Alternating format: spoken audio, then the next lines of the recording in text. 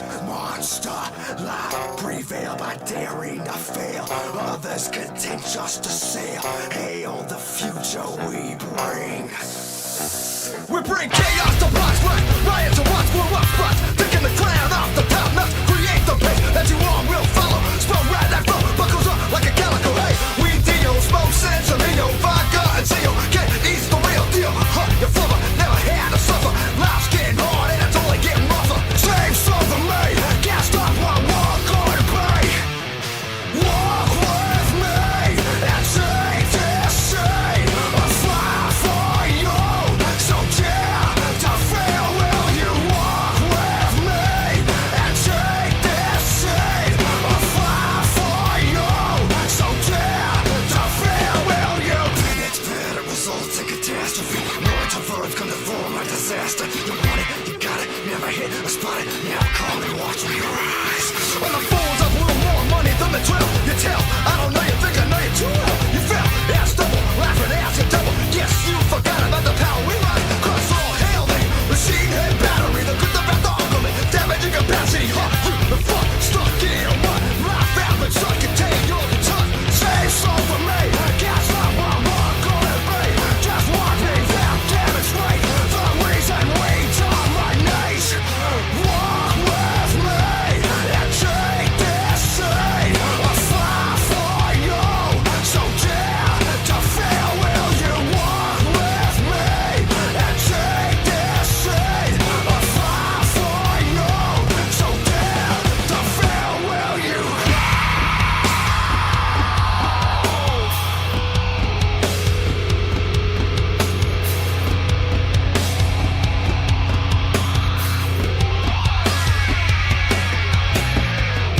If we stand alone and believe in all, and you tell me it's all I believe in.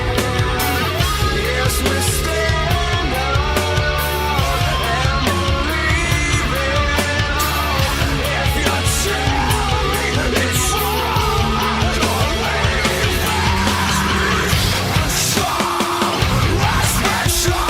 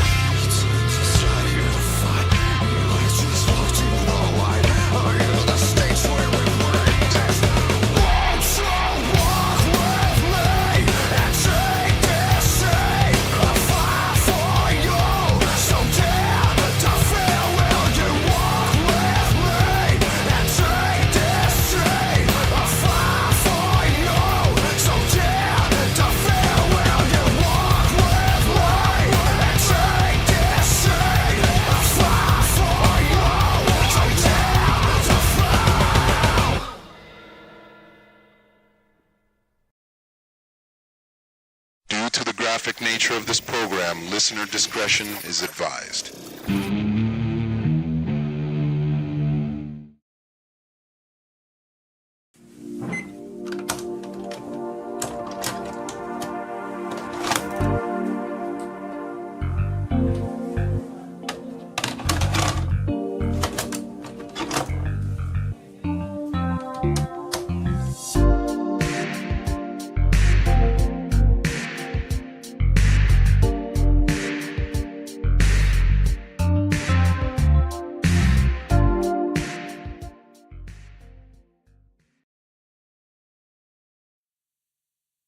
Greetings, universe!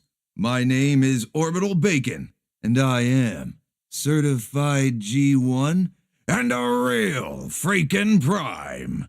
Welcome to another live stream. It's Wednesday. We're halfway through the week, holy shit. They had an outlaw. Now, they have an angel. Let's go, Hieyoni with a ticket to ride on the BOOGA train. We're halfway through the week. If you got this far, you can make it to the end. because I know you're all made of sterner stuff. Wooga wooga and booga booga, bim bams and flum bums. What's going on, bacon ears? Hopefully you're doing well. We're here, another edition of Channel Surfing here every Wednesday, 8 p.m. Eastern Standard Time. We're doing channel surfing. This week's theme is sequels and spin-offs. It's the Revengeance, the Surfening, Channel Surfing 2, Electric Boogaloo. Let's go. Let's go. I hope everybody's doing well. Glad you could make it. Glad you could make it. I don't know. I'm a little out of it. My sleep schedule's been off for like a week. Great is the power of George Washington. I had to find this last minute, but I think you'll all enjoy it. It's a trailer for an Orbital station favorite. Let's go. Thank you, Prince of the Abyss, making Neffy dance there with the power of George Washington. And Hieoni with a ticket to ride on the BOOGA train. Nice and early. Let's go. Let's go. So yeah, this is what we do every Wednesday. For anybody that's new here, channel surfing every Wednesday. We basically go back through. We have a different theme every week. And so we go back through and take a look at, movie trailers, commercials, toy ads, whatever it may be, even some music videos from time to time, whatever it may be that fits the theme. This week's theme is sequels and spin-offs. So anything that, it could be a sequel, a trilogy, a TV spin-off like Stargate SG-1 was for Stargate, the movie. So anything like that. I've got a few selections lined up for you here, some examples of sequels, some of my personal favorites, and maybe a couple that you didn't even know existed. So I've got a few of those lined up. And then, of course, in the second half of the show, any super chats that you guys send in with a clip attached, we will watch that in the second half of the show and see what you guys got, what some of your favorite sequels are. Bonus points if it's a sequel that you think is better than the original, or at the very least that you like better, even if it's not necessarily objectively better, but you prefer it, bonus points for that. I'm rockin' Chad. This trailer was written, funded and produced by Richard Hatch, who played Apollo in the original Battlestar Galactica. The network denied him and we got the Sci-Fi Channel remake instead. Skip to 1. Oh, let's go. And then to Hark 88 fueling up the thrust bus. Hear the Moment of Zen Part 2. Oh, hell yeah, man. I already know what that is. Sequel? Like a good sequel? Fresh out, boss. I got this. No one asked for it, but it's what we got. Thank you, Alchemy, for that ticket to ride on the BOOGA train. And Michael Rusum rocking out with Tara there says a trailer written and produced by the original Apollo from the original Battlestar Galactica. Okay, that'll be interesting. Some good stuff already. Hell yeah. Thank you guys.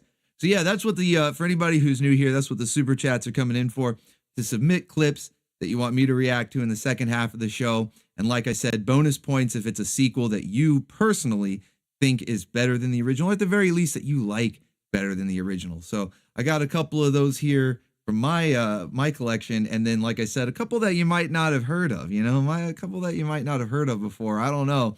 We're living in the age of like reboots and remakes. Excuse me. We're living in the age of reboots and remakes. Not a lot of sequels, not a lot of true sequels. Everything is like a soft reboot or just a straight up remake of something that doesn't even really need a remake. A lot of these things are coming out. It's like, man, you don't. And then the sequels that I do see are pretty bad. Like, I think they just put out a trailer for the next Jurassic Park. I mean, do we really need more? Do we really need more? I don't know. When's it going to stop? When's it going to end? So yeah, it's a whole bunch, man. It's a mess. So yeah, we're going to go back through and look at that tonight. We do this every Wednesday. See a lot of familiar faces in the chat, some new faces as well. Hopefully you'll stick around and become familiar faces. But let me give some shouts out to the chat before we get started here so we can say hello to everybody. If you want to shout out, you already know what to do. Put that bacon in the sky. How's everybody doing? How's everybody doing? Hopefully you're doing well, having a good week. We're halfway there, living on a prayer. We can make it to the weekend, okay? We can make it. We can make it. So put that bacon up. I'll give you a shout out. I see Sane Adam in the chat. Hail. Drunken Taoist, Philip, Fabian. Let's go. Look at that bacon fly. We got Richard Hooper, No Name, OVA, Tim J, Ken. What's going on? Iceman Slim. We got Mr. Kezardrix, Goo, Tyrant's Pole, hail. We got Taylor Sloth in here, Hunter Batista, Michael Rusum. What's going on, buddy? We got the Gyat Fairy dancing here for us. I actually saw this before seeing the first one. It explained the premise briefly and expanded on the lore well. Oh, let's go. Watching the sequels in reverse order. That can be a ride. Thank you. We got Emperor Ming in the chat. Dark88, hail. We got Storm Shield, Duo Maxwell, Kinzo's Creations. What's going on, buddy? Good to see you. Good to see you.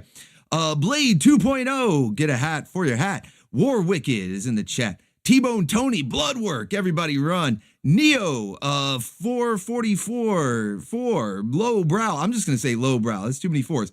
Lowbrow, we got Prince of the Abyss. We got Loki Thorson. What's going on? Coco Artist. Janet Theodo, if I'm pronouncing that right. Sean Weitzel, man, look at all those wrenches. Those blue wrenches. Those are channel members over on Coffee. Really appreciate the support, guys. Sean Dodson. Let's see who else. I'm scrolling down. Oh, we got another visit from Neffy here. Here's a TV spin-off of a true 90s classic. Here's a hint, it's about the other crime-fighting brooding vampire. Oh shit, I think I know what that is. This was the awesome spin-off from the movie Legion. Oh, interesting. Thank you, Michael Rusum. Hell yeah, let's go. Ronald Neal Schneed, Hie Oni, Darth Zed is in the chat as well.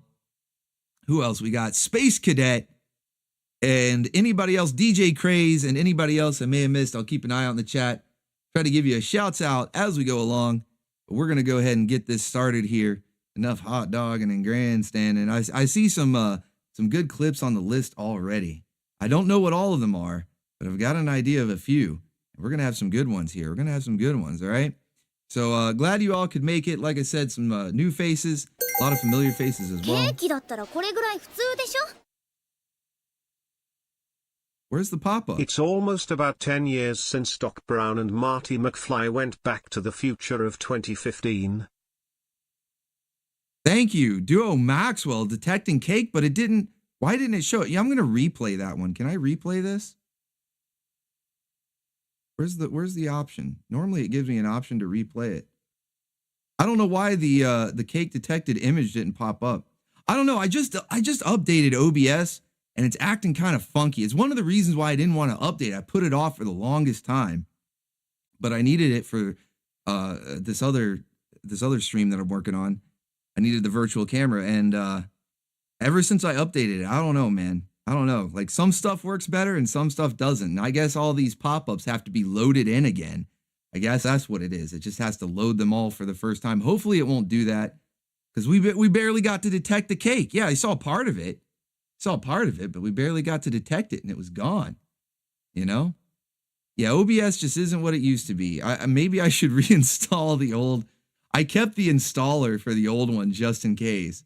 And I'm glad I did. I might have to go back. And get the old one because, yeah, I don't know, man. I was putting it off for the longest time. I didn't want to update OBS because I had a feeling. That it wouldn't run as good as the older. I heard people say that too. That like it gets worse with each update. So I'm like, yeah, I'm not doing that. We're not updating OBS anytime soon. But then I had to because I had such an old version. It was actually missing some things that I needed for another stream. And oh, buddy, now it might just be a big old mess. I don't know. I got to not get distracted by technical difficulties. It's been happening a lot recently. And like I said earlier, my sleep schedule's been off. I apologize, guys. I'm going to apologize in advance, okay? I'm going to apologize in advance if this ends up being a short stream or maybe a lackluster stream if I seem low energy or anything like that. Just my sleep has been messed up for about a week straight, and I've been dealing with a lot of technical issues and stuff here on my end while I'm trying to work on like new content for you guys. You know, we got events coming up, the next Waifu Mania, the Waifu Grand Prix, we got the 2nd annual Cheese Awards. You know, a lot of stuff coming up, and I've been trying to work on stuff, and it's just a headache. Wish there was a part 3, but still happy with the first 2. Thank you, Warwicked. Ticket to ride on the Booga train. Let's go. OVA says, I'm messed up too. Yeah, I think a lot of people have been having issues lately. At least that's what I'm hearing. You know, see a lot of people having issues, but I don't know. I'm going to try to give you the best show possible. But I apologize in advance if it's not the greatest episode of channel surfing. All right. It is what it is, though. All right, let's get into this, guys. Let's get into this. Enough, I'm not trying to bring the energy down here. But yeah, let's go. So we'll start off with some sequels. Yoshi, come over here, big boy. Like the series, but it end up like Evil Dead where they replace horror with comedy. Oh, Daharka 88. You just reminded me, and that may be the clip that you sent. I'm not sure. We'll find out when we get to it. Sequel nobody asked for. We can thank RiffTrax for this. Also Pontsu, please. I think that can be said about a lot of sequels. Nobody asked for it. I think it is better than the first mini-series. They went further than any before, flawed. Still, I think they did well. Oh, thank you, Alchemy. Taking a ride on the BOOGA train there. I like that you guys are submitting some mini-series or TV series spinoffs, whatever you want to call them. I like that. I think that's a neglected area of sequels. Most people just think of movies. I say that as all the examples I have are movies. Although I do have a couple of sequels here that were direct to DVD and or direct to TV, didn't even get the DVD or VHS release. All right. So I do have a couple of those for you, a couple of deep cuts, but I'm glad that you guys are sending in series like TV series that served as a sequel. Because that's kind of like a neglected area when it comes to it. And then Daharka 88, thank you, man. A spin-off created by Vince Gilligan and Chris Carter, but only one season? Grumpy Monk making the Boglum dance there. Hell yeah. Let's go. You guys are finding those hidden pop-ups. I got to add more. I really need to add more of those hidden pop-ups. You guys, I think, have found almost all of them. There's two. There's two that haven't been activated yet. It's the Dirty Pair. Oh, no, wait. Actually, no, you did find K's out. So there's only one. There's only one that hasn't been activated yet. That's the 1776, the ammo-sexual. All right, so let's go. So we're going to get into it. So yeah, I've got a few here, a few examples for you.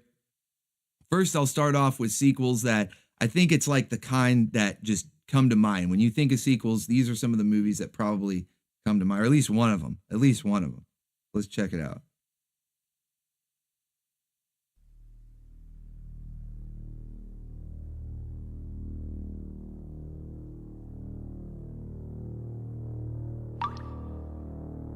Remember the last time we told you not to feed them after midnight? I just love how it's like, remember the last time, and she goes flying out the window. Remember the last time? Remember that? Remember when that old bitch from the bank got launched out the window? That was, it was the highlight or one of many highlights of the movie. I don't blame him. But of all the things to choose for the first bit of the trailer here, it's just, I don't know. It's a really funny scene. Just launching her out of the, remember that? We told you not to feed them after midnight. We told you to keep them away from the light. And the most important warning of all, we told you to never, ever get them wet. You didn't listen. That's a cool title reveal. Oh no, I forgot about the vegan gremlin. He's gone vegan. This is my vegan body. They're mutating. Sir, is the building on fire? No, that's a false alarm. Are you trying to panic New York City? Absolutely not. So the monsters are real? I didn't say that.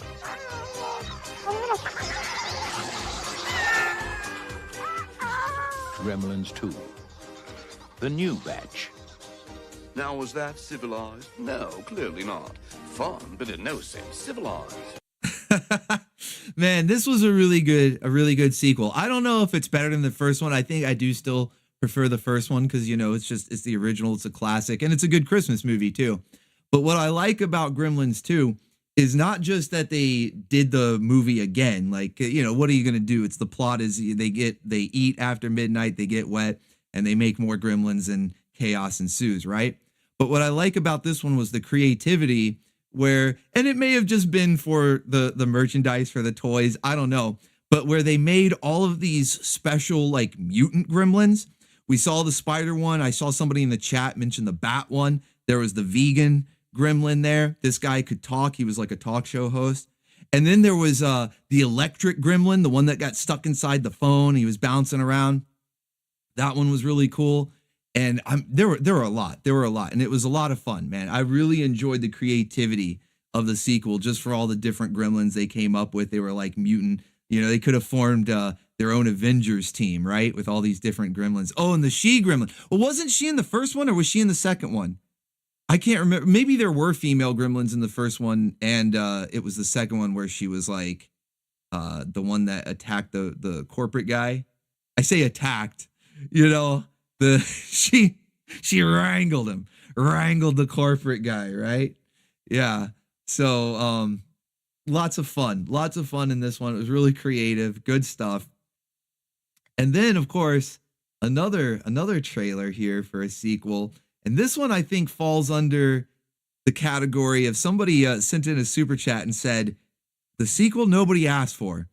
And I was like, you know, that can be applied to a lot of movies. There are many sequels that I don't think anyone asked for. Certainly we didn't want it. And once they were out, we realized, yeah, we don't need this. So I think this next one falls under the category, although it's not the worst, but I don't know how many people were clamoring for it.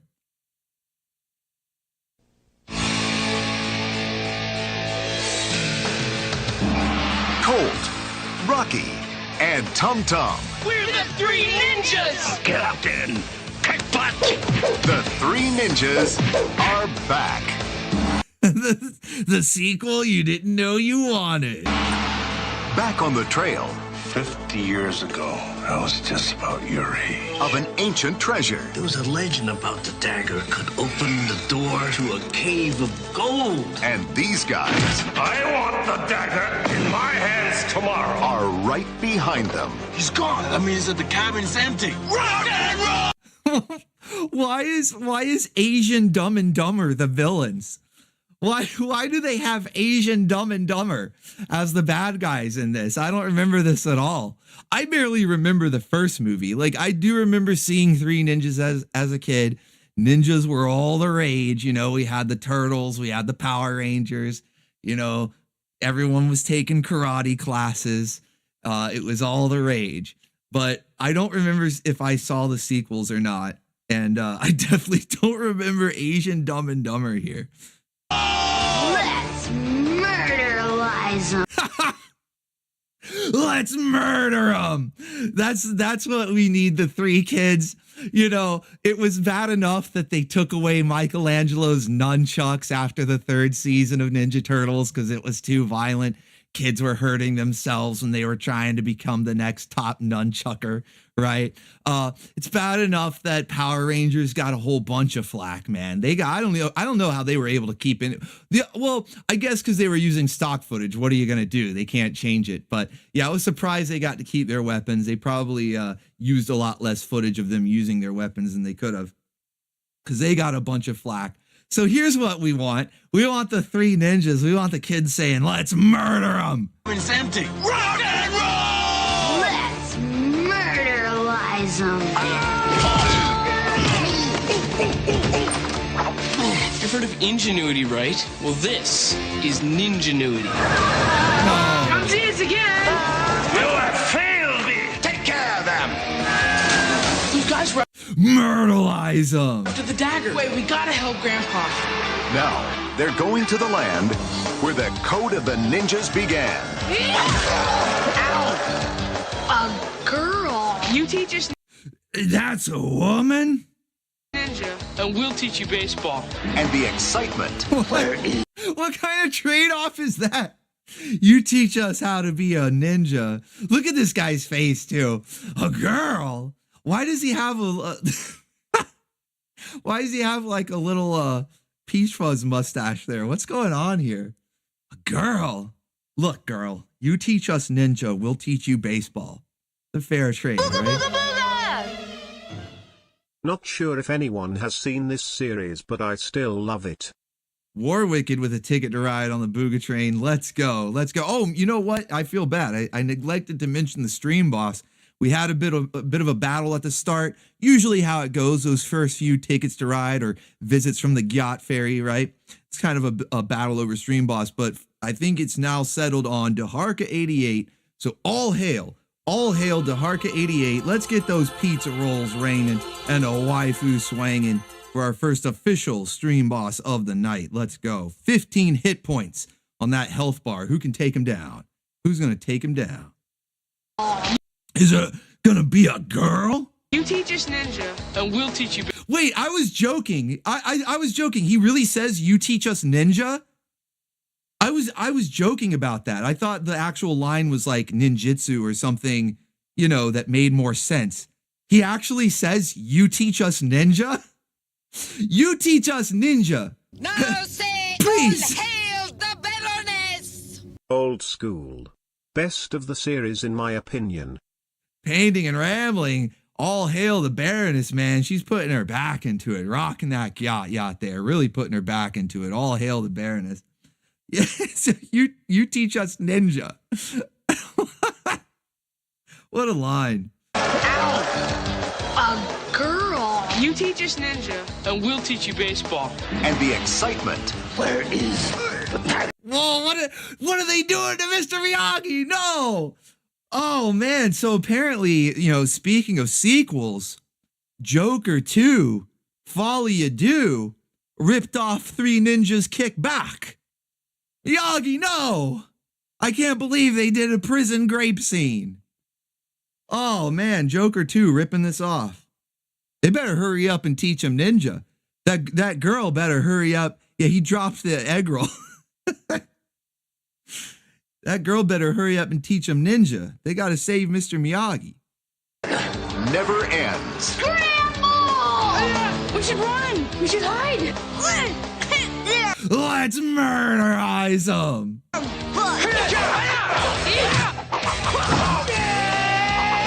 It's time to kick back for an adventure like nothing. Wait a minute. Did he just go ninja with a bedpan?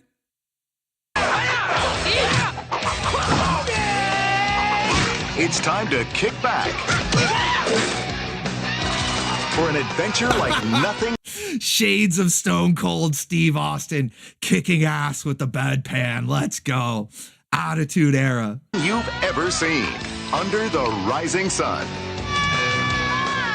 It's like a roller coaster. I hate roller coasters. Let's light these fat boys up. Let's murderize these fat boys. He's fat.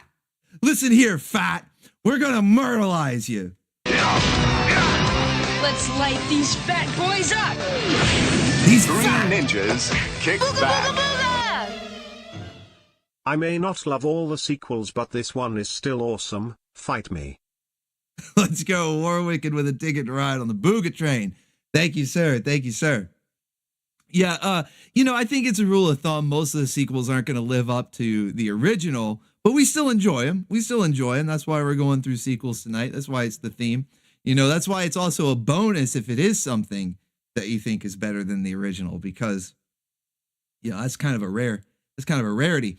But thank you, though. Thank you. Yeah, so Three Ninjas Kick Back. I think there were more. I didn't bother looking up all the sequels because I'm pretty sure they tried to make a franchise. They tried to make a whole franchise out of this. But Three Ninjas Kick Back, it actually looks pretty hilarious. We might have to watch this in the Discord. Don't you just hate us? Let's get out of here. Don't you just hate us as we murderize you? Listen here, fat. Doesn't even care. It's a sumo. Just going right for him. So yeah, we got the Three Ninjas Strike Back. That's another classic, I guess. Maybe it's a classic, maybe not. I don't know. Airbud? Hell no. All right, so let's see. Talking about, I just mentioned how it's a rarity that sequels are better than the original, but here's one I've got. Dinner time, my sweet. What are the fan think, knockoff or spiritual successor of Xenogear? Let's go to Harka88. That might be a new one. I even forgot that was a hidden one right there. I even forgot that was a hidden pop-up right there with Bayonetta. So thank you. Thank you so much. Let's go. Let's go. Daharka88 says, what do the fans think? Knockoff or spiritual successor of Xenogear? Huh, that's interesting. You know, that's spiritual successors. That's an interesting subgenre of its own. Thank you, Daharka88.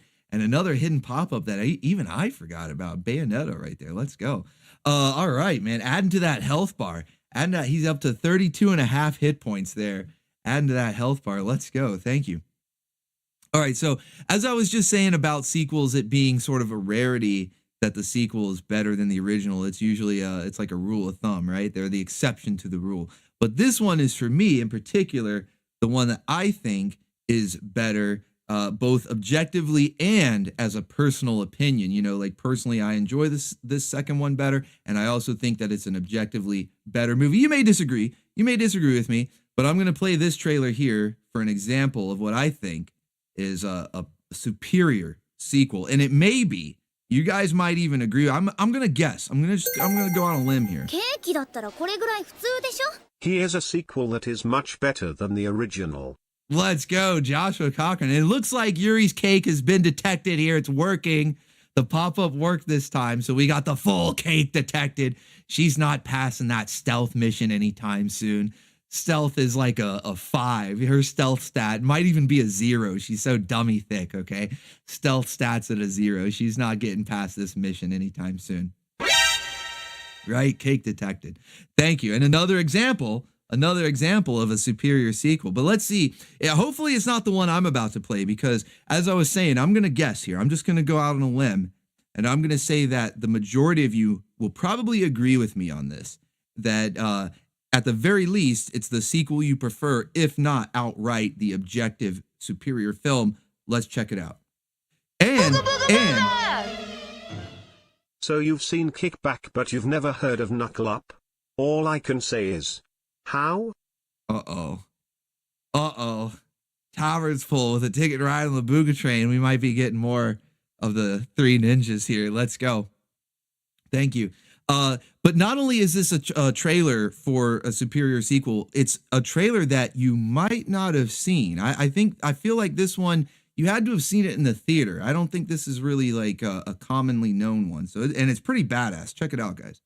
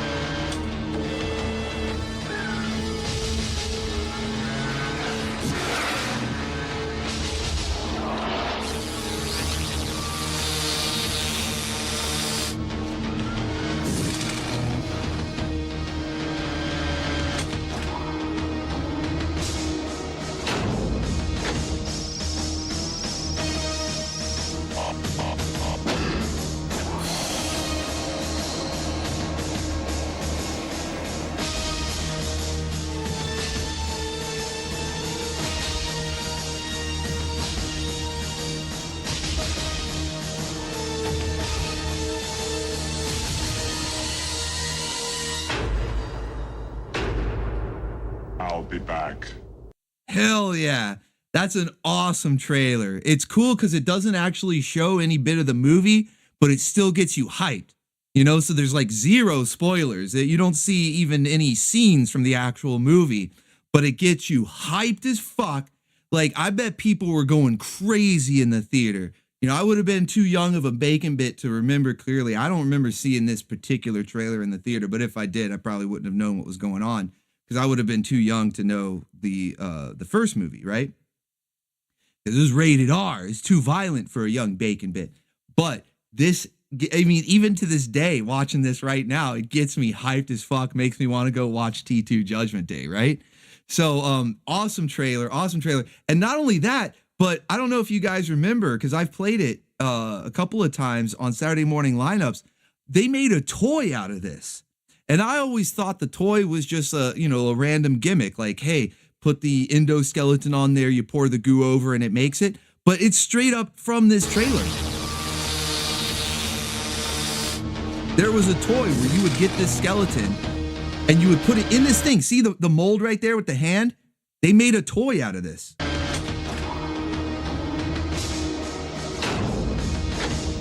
And it's the same thing. You would like press it in there and you would pour this goop in there and it would make a it would make a naked Arnold. I mean, I don't know, maybe I should like look it up real quick so you can see what I'm talking about. But it would make like a like a naked Arnold, just like in the trailer. The power of George Washington. Sequel I thought was as good as or better than the first one. Oh, nice. Richard Hooper there with making Neffy dance. Let's go. Thank you. Power of George Washington. So yeah, they actually made a toy out of it. It's pretty funny. It's an awesome trailer. And in my opinion, the sequel, the definitive superior sequel. I mean, there may be others out there. I'm sure there are. But this one, I think, is sort of like the definitive one. I was actually thinking about playing Aliens, the sequel to Alien, obviously. But I don't know, man. I don't know. That one, it's a little bit tougher to decide because the first Alien movie is still really. I mean, the first Terminator is still good as well. I'm not saying that it was a bad movie. But when it comes to Alien versus Aliens, that's a tougher decision, for me anyway, than with Terminator. But let me show you guys something here.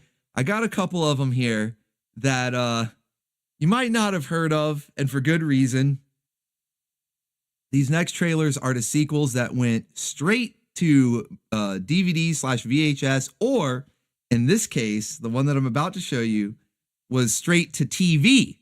Didn't even get a DVD or a VHS release. And to this day has actually never been released on home video. I think they want everyone to forget about it. They're hoping that you don't know. Oh, let's go. We're securing Rhodes cake. Hell yeah. I think this sequel was probably made to punish the original movie for having a really lame ending. Let's go, Caster Hopper, securing Rogue's cake there.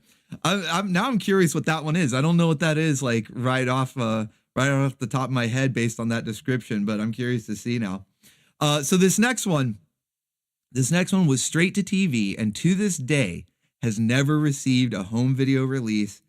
For good reason. They want it buried. They don't want you to remember it. In fact, the only trailer that I could find for it is in Spanish. Okay, so you're gonna have to excuse that it's in Spanish. It doesn't really matter. You'll get the gist of it once you start seeing what it is. And some of you may not know it exists, so I apologize for ruining your childhood, preemptively. Let me give a preemptive apology here for ruining your childhood, okay? If you didn't know this existed, but here we go. This is Encino Woman, the sequel to Encino Man. La mujer ni siquiera sabes de dónde ha venido. Quizá haya salido de alguna guarida o se haya criado con los lobos. Esta chica es pasión, vitalidad, fuerza. ¿Cómo que es una mujer de las cavernas? ¿Estás loca? La forma en que iba vestida, su aspecto, la lanza. La mujer de California, el viernes a las 9 de la noche en... And of course in this they call her like the California woman or whatever, but it's Encino Woman in English. Quizá haya salido de alguna guarida o se haya criado con los lobos. Esta chica... Rocking the furkini, okay? So you might be thinking, booga booga wooga wooga, is this good? How come it never got a home video release? Why is the only trailer in Spanish? Because this movie was horrible. I remember loving Encino Man. I still love Encino Man. I still quote Encino Man. In fact, on Sterner Stuff this past Friday, one of the memes that I played when Princess Lana got her yams out in front of Simon Belmont, right? I even played the soundbite from Encino Man where he says Gonzangas, right? Eyes bugging out, Gonzangas, right? For the yams out. So I love the original. So it gave some sequel bait at the end. If you guys remember, it was like, I don't know if it was a post credit. I don't know if you had to wait all the way to the end of the credits or if it was just like midway through the credits or something. But they did sort of a sequel bait where the what's his name? Pauly Shore comes back. He's like, I'll be back. And then they show that there was a woman that they found frozen in the ice. And it was sort of like, do we need a sequel, or is it just letting you know, okay, Caveman will get his Gonzangas in the future, right? But no, they did actually make a sequel here with her in the furkini and everything. But let me read you a bit. I'm gonna go to the Wikipedia page here. I'm gonna read you a bit of why it didn't do so well, why you might not have heard of this, and why it never even got an official home video release. Because Encino Woman, also known as California Woman, a 1996 direct-to-TV movie, tells the story of a cave woman who awakes in 90s Los Angeles and inadvertently becomes both a successful fashion model and a spokesperson for feminism.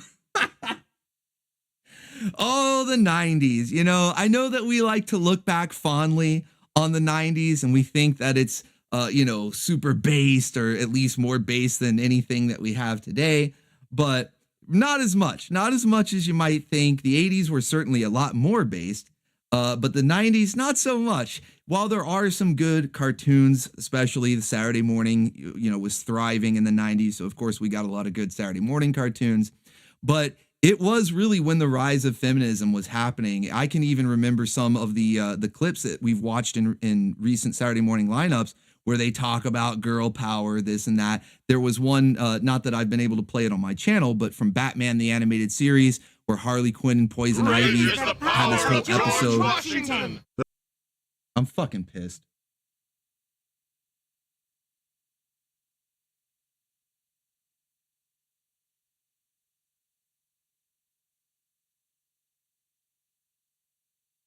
Are we back? No, OBS crashed. OBS completely crashed. I had to shut it down and reboot it completely.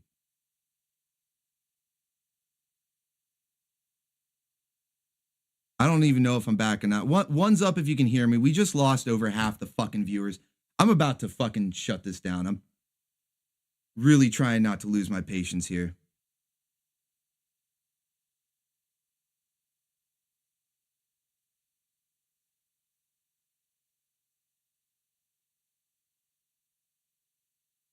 All right, I'm seeing ones. We're back. Apologies for the technical difficulties, guys. I don't know, I don't know what's going on.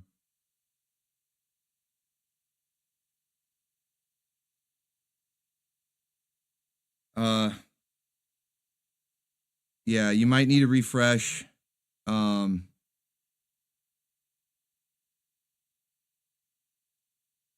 I apologize for the technical difficulties. I don't know what else to say. I don't know what else to say. OBS has been shit.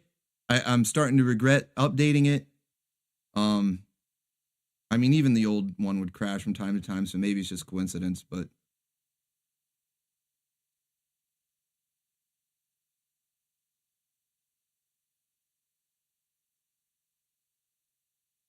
anyway, we were on Encino Woman.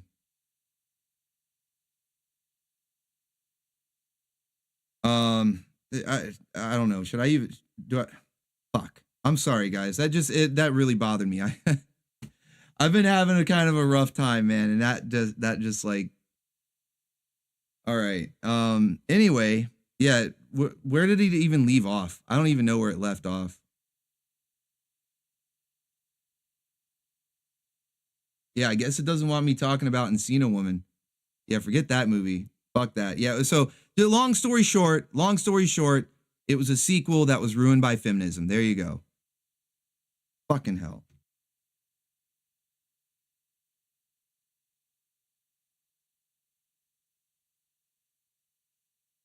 Hold on a second. Now I got to make sure. Apparently other stuff isn't working. Give me a second, guys. What is it capturing? There we go. Okay. All right. Yeah. It's cursed. It's cursed. So, hey, what's up, Master Godai? One of the official artists of the Orbital station. Shouts out Master Godai, aka Mr. Two Scoops. Yeah, OBS just crashed on me. I had to completely reboot it, and it kind of fucked up my vibe. But we were talking about Encino Woman. It was a sequel to Encino Man, and it was ruined by feminism. There you go. Wasn't the only one, though. Let's check out another sequel. Went straight to VHS/DVD. Was also ruined by feminism. Hopefully it won't crash the stream again. I don't know. I'm testing fate here. Playing with fire. Let's see what happens. Have you ever been to a psychiatrist before? No, how does it work? We have weekly conversations, and together we ask the questions that will lead you. Is that Forever Night? Is that Nick? Whoa, buddy! I didn't know he was in here. First off, we got Mila Kunis. Okay, Mila Kunis is in. What are you doing? No, how does it work? Is that we Nick? Have weekly conversations, and together we ask the I think that's Forever Night. Questions that will lead you to your answers. I was only 12 years old, and I wasn't gonna let Patrick Bateman ruin my life. Wait, Patrick Bateman? What are you talking about? There.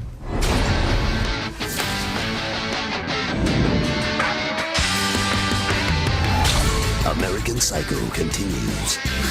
This girl has no concept of reality. Angrier. Deadlier. And sexier than ever before. Ribbed for her pleasure. She was more obsessed than Dahmer. She's more calculated than Bundy, and certainly more faceless than Bateman. All in all, she killed 8 people. 8 people, which we know of.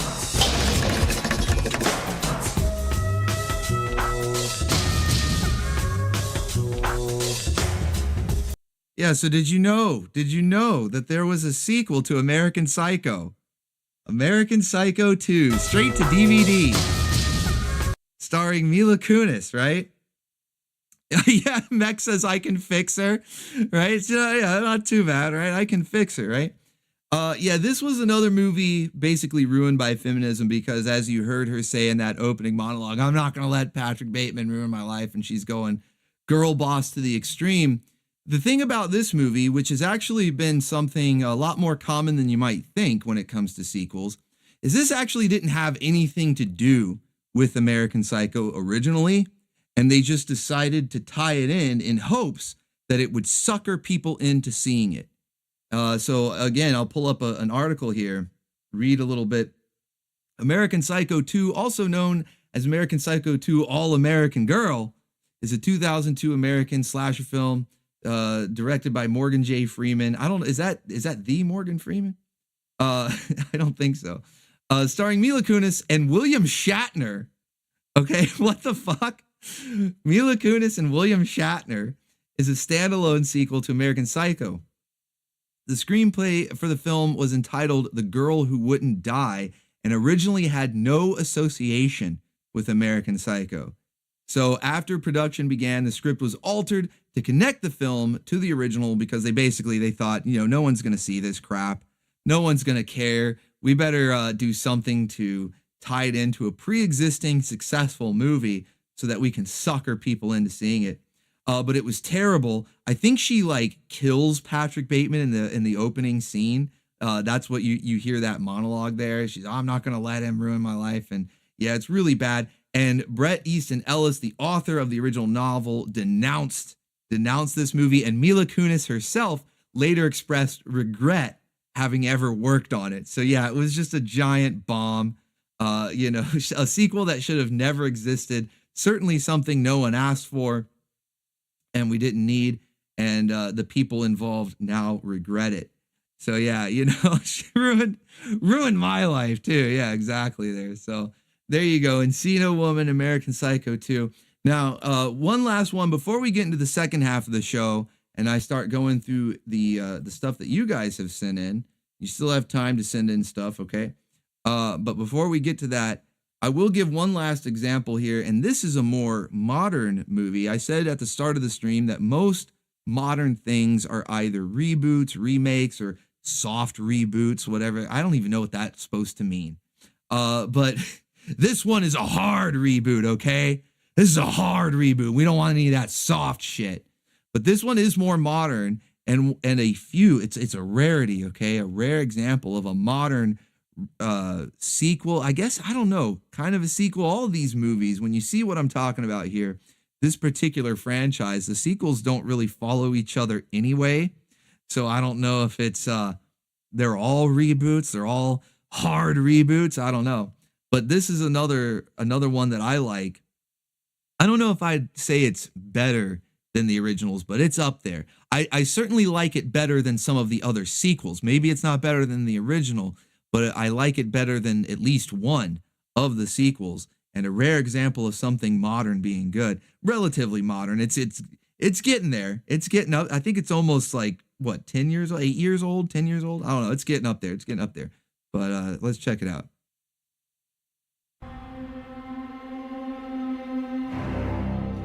It is by my hand. You arise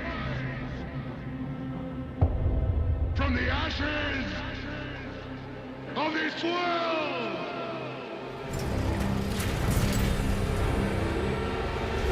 We are not things. I love how the plot is somebody stole my stable. Somebody raided my stable. That's the villain. The villain of this movie. Somebody raided my stable. We didn't even play Crossfire. If you want to wrangle one of my waifus, you got to get in the Crossfire arena, okay? We didn't even play Crossfire, and they raided my stable. That's the plot of the movie. Time to get the waifus back. We are not things. Where is she taking them?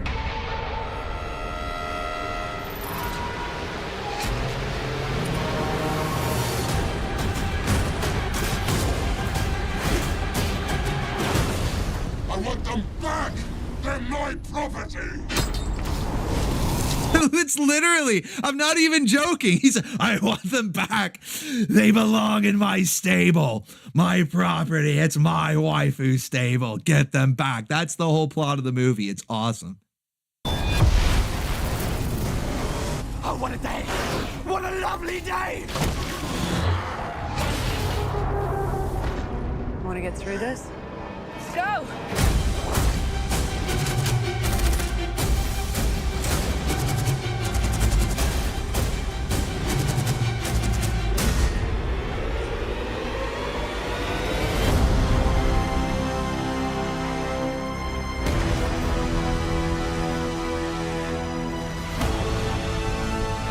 As the world fell, each of us in our own way was broken.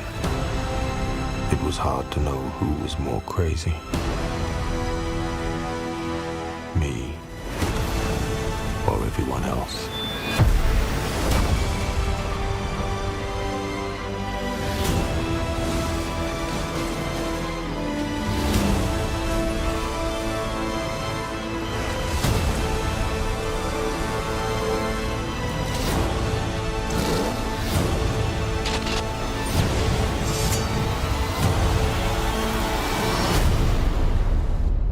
Hell yeah. Fury Road, man. One of those rare cases where a modern sequel / reboot is actually really, really good. Great movie. It actually, no, all kidding aside, it's about re-wrangling the waifus. They've escaped. They fled the stable. They got to wrangle them back. Tom Hardy, I think he does well as Mad Max. And then, of course, you've got Immortan Joe. What a great villain, right? Mediocre. Yeah, great villain there.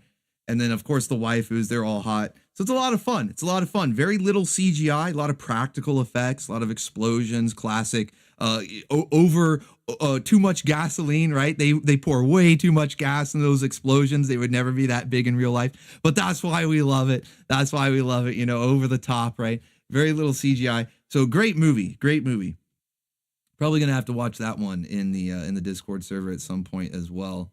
Really good stuff. So yeah, those are the examples that I have of sequels. Some good, some not so much. Some ones that you've probably never heard of, and for good reason. And apologies for ruining your childhood with Encino Man there. But let's get into let's get into the second half of the show. We're going to take a look at the stuff that you guys have sent in. Got the list pulled up here. We're starting out with Hiei Oni. Says they had an outlaw, now they have an angel.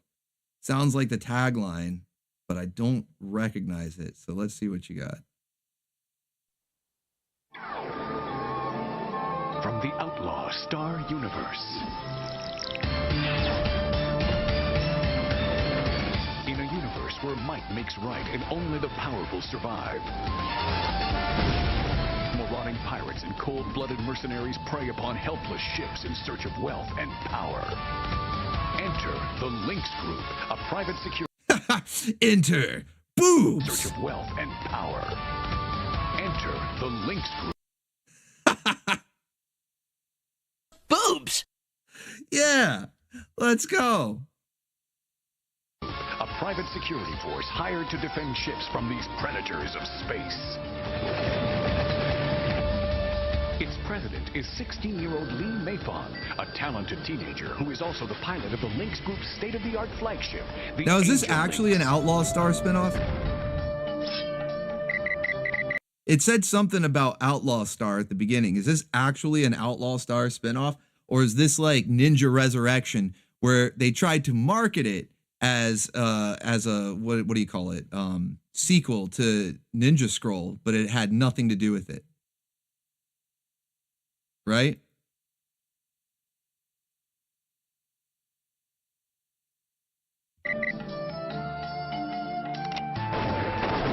Mayfawn and her crew lead the struggle to punish the guilty and protect the innocent in this lawless place.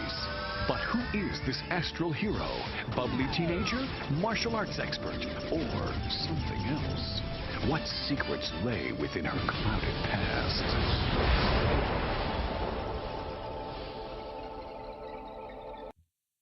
Fucking hell. We can't even enjoy anime anymore, can we? We can't even fucking enjoy anime, can we?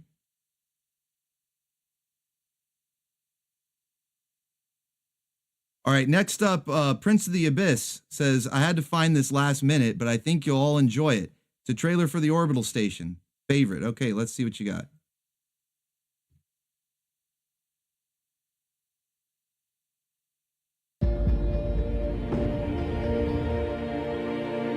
There are two things that don't look up the earth. One is me, and the other is Godzilla.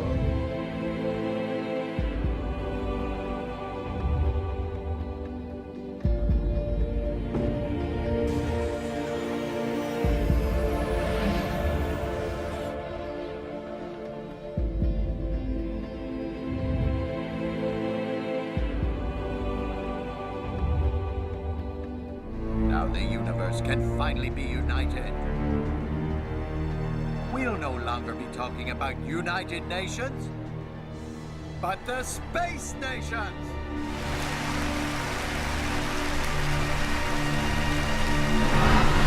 He who depends solely on power eventually finds that that power is turned against him. You should remember that.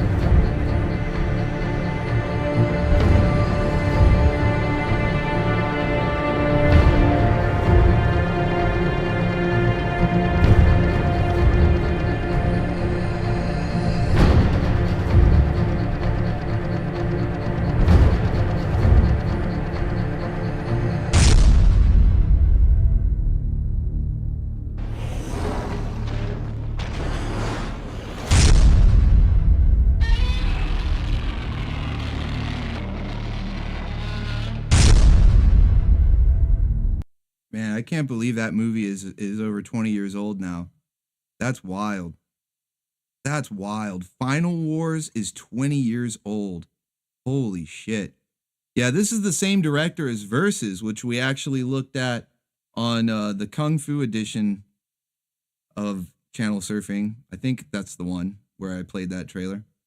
And we've watched it. We watched it once already in the Discord, but I'm going to play it again. Let's go. Securing Rogue's Cake. Hell yeah.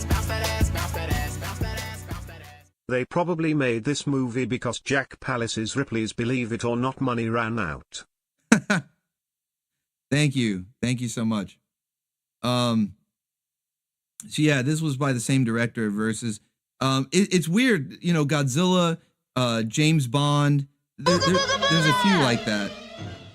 Kind of corny and silly, but I still enjoyed it. Oh, thank you, Orwicked. Ticket to ride on the BOOGA train there. Yeah, there's a couple of franchises that are like this where, you know, you would think I would have got some trailers already because, yeah, sequels, James Bond, Godzilla, you know, they got a ton, right? But that's the thing. It's kind of like hard to pick, like, which one, though? Which one, though, you know? So Star Trek, that's another one, Star Trek. You could even count Star Wars, really, even though it's weird. I always think of those as their own, like, group of trilogies. Lord of the Rings, same thing. I don't even think of them as sequels as much as just different parts of one solid thing. But yeah, it's like when it comes to like Godzilla, for instance, which one do you pick? But Final Wars is definitely up there. I really enjoyed it. I don't know. Some people I think are, because the human element was like really silly. They had a lot of like Matrix sort of rip-off moments and things. But I enjoyed that movie. I thought it was really good. Can't believe it's 20 years old, man. Can't believe that. That's crazy. Godzilla Final Wars. Good stuff, man. Good way to start off. Thank you, Prince of the Abyss. Okay, next up, Deharka88 says, here's the Moment of Zen Part 2. This will cheer me up. I know what this is. This is going to cheer me up. Let's go. It's okay, Disney, you can just cancel the film. We won't be mad if you admit defeat. Even Bob the Builder can't fix this. Disney achieved the closest thing to One Piece by releasing something we all collectively hate. Honey, why is there an earthquake here? It's Walt Disney rolling in his grave. Nobody has ever rooted for a poison apple until this movie. Go Apple. Go Apple. Even Microsoft is rooting for Apple now. Go Apple. I'm on Team Apple. Go! Actors like Lopez of hi-ho, it's off to work, we know. They finally did it, they made a movie nobody's going to pirate. Did I frighten you? No Snow White and her 7 CGI did. Disney's next step is gonna be making Rapunzel fall. I can hear Walt Disney's frozen head screaming in the Disney Vault. Mirror, mirror on the wall, who is the bitchiest of them all? Mirror, mirror on the wall, whose acting career is about to fall? Rachel Zegler is her name. This monstrosity will be her only fame. Show this to my friend before he skydived and he jumped out the plane with no parachute. That mirror is lying. It probably came from Team Moo, coming to a theater near you. Move. Oh no! Wait. That mirror is lying. It probably came from Team Moo, coming to a theater near you. Coming to a theater near you. Moves. I loved how the part 1 actually said, is that a threat? And that's what I was talking about in a previous live stream. I said, Disney doesn't release movie trailers anymore. They release threats. They threaten you. And then that was in the part 1 of the chat music. I about died when I saw that. I like this one too, though. Coming near you. Moves. The swarms look like they came from Chernobyl. This movie isn't releasing, it's escaping. This makes the B-movie look like a Vincent Van Gogh painting. Thank you, Disney. You're the world's best at destroying childhood dreams. Is Disney aware that Snow White is supposed to be more beautiful than the evil queen? Based? Because, yeah, that's the whole point. Is Snow White supposed to be the fairest of them all, and even makes the queen jealous, even though she's a hot, evil waifu. She gets jealous, right? That's the whole point. But no, they've got Mud Brown here, who's objectively mid as fuck and a lot uglier than, what's her name? Gal Gadot? Wonder Woman. Didn't they get Wonder Woman to play the evil queen? Am I remembering that correctly? They got Wonder Woman, fucking Wonder Woman, to be the queen, and then they think Mud Brown here is gonna be hotter. Get the fuck out of here. It's Hollywood, baby. Mirror, mirror on the wall. No one's gonna watch this movie at all. Weird. Mirror, mirror on the wall. Just how far will Disney fall? Weird. Oh yeah, just quit, Disney. Just quit. It's over. It's over. Thank you to Hark88. That definitely cheered me up. Good stuff. All right, next up we got from Alchemy. It says sequel. Like a good sequel? Fresh out, boss. I got this though. No one asked for it, but it's what we got. Oh boy. Oh boy. Now we're going right back down into the doldrums. Somewhere in the future,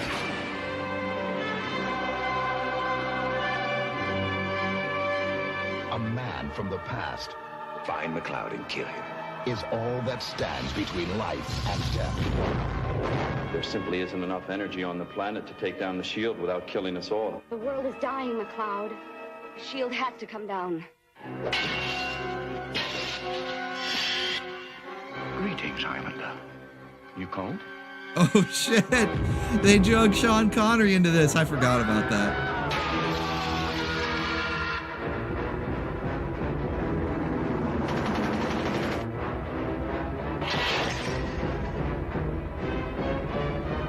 Rather glad the magic works.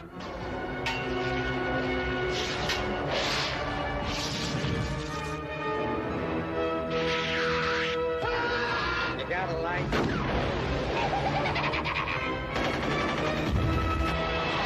Let's have some fun.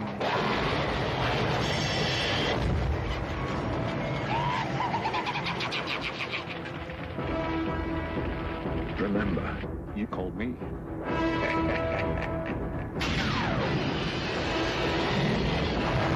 Just remember, the quickening. It sounds like magic. Well, it is, kind of. It's kind of magic. It's more like just a good sequel name. The Quickening, like the Surfening.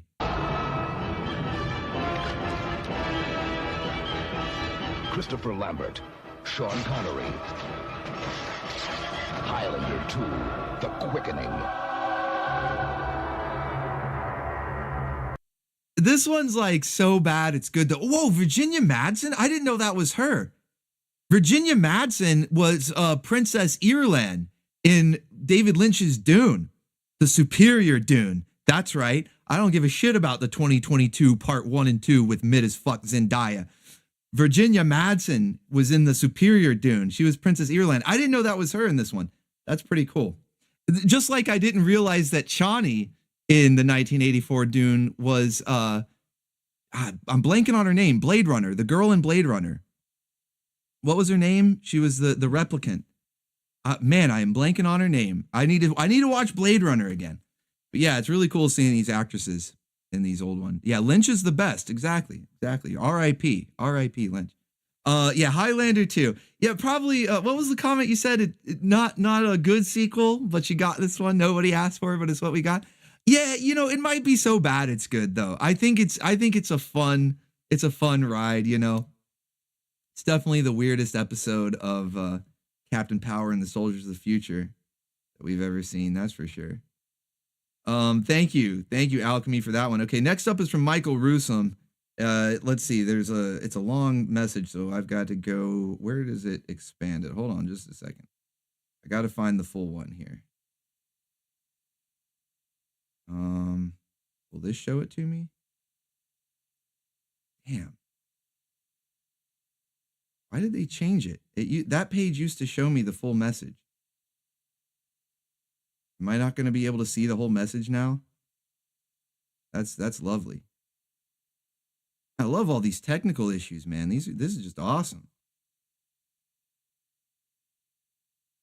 No. Okay, well, Michael Rusum, you're going to have to send, yeah, it says skip to 130, and that's where it cuts off. I don't even have the link here. Just send me the link. You don't have to super chat it, just put it in chat. Unbelievable. Enhance your calm, John Spartan. All right, I'm just going to move on. We'll come back to that. Yeah, I really am about to lose my shit, dude. I really am. I really am. Painting and Rambling is up next. I actually saw this before seeing the first one and explained the premise briefly and the lore well. Okay.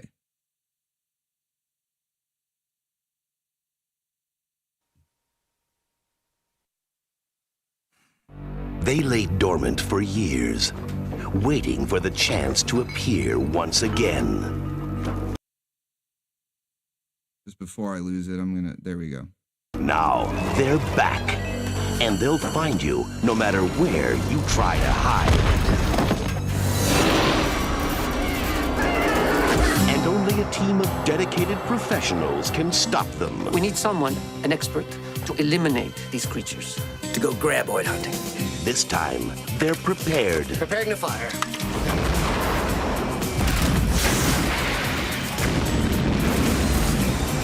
You smoked his ass. Doing what I can with what I got. This time, they're motivated. 50,000 for each graboid. You got a deal. This time, they're one step ahead. Get off the ground!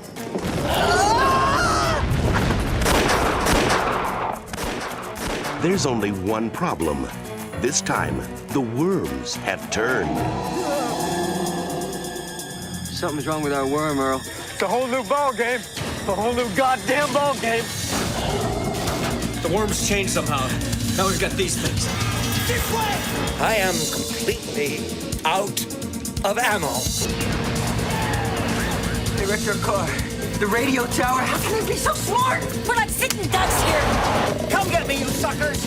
You hungry? If I can just get to your truck, I can grab some bombs. Tremors 2, Aftershocks. Starring Fred Ward, Michael Gross, Christopher Garten, and Helen Shaver. Damn worms never cut you any slack. Man, I love like all the Tremors movies. Obviously, the sequels aren't as good as the original, but they're a lot of fun. Is this the one with the ass blasters, or did they not show up until part 3? I know they kind of like the Gremlins. They started evolving the graboids throughout the films, and they added ones that were like smaller. So instead of a giant worm, it was like these little. They were like more mobile. And then they had ones that could fly. And that might be the ass blasters that I'm thinking of. Because they would like launch themselves with explosive farts. I don't know, man. I haven't seen them in a while. That was part 3. Okay, that's what I thought. Yeah, I thought it was part 3. I think part 2 was a little too early to start adding things like ass blasters to it. And then Bert ends up becoming like the star, you know? They got, what was his name? Fred Ward, whoever, they got one of the two. They couldn't get. I got yours, Michael Russom. Thank you. They couldn't get Kevin Bacon back, but they got Fred back and Bert, the actor who plays Bert, and he ends up becoming like the main character of the franchise. You know, which is based. Bert's awesome. I saw somebody in the chat say Bert's my spirit animal, which I would agree with that.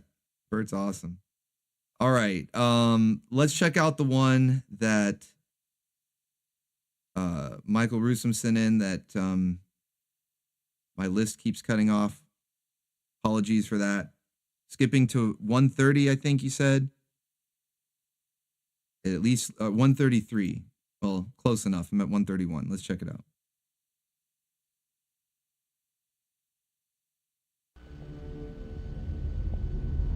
It was the 7th era of mankind. 20 yards had passed since the last Great War. A civilization was reborn. An enemy had grown. And now a new generation will have to face an old foe.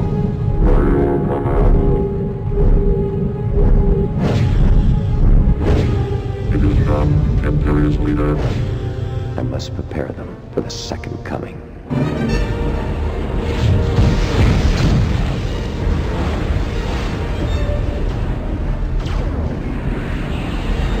It's been 5 years since we last saw Cylon. They no longer pose a threat. They have evolved. Greetings. It's been a Cylon civil war. A new and more lethal species of Cylons has emerged. I can't tell if this is meant to be like a TV series or if it's one of those full motion video games, you know, the FMV games on the computer, where these are just cutscenes from, you know, FMV cutscenes from a Battlestar Galactica game. I can't tell.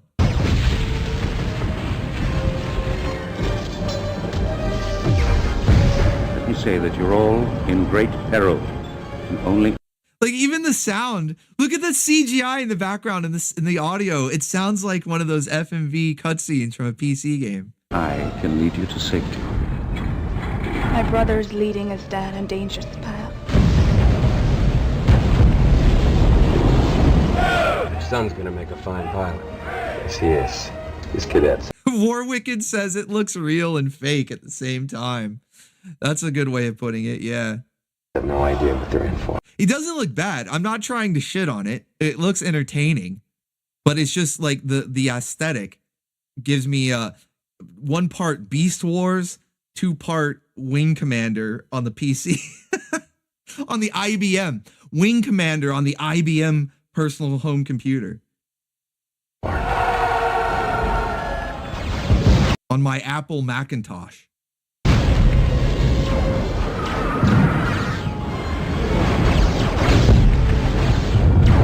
Yeah, Laserdisc.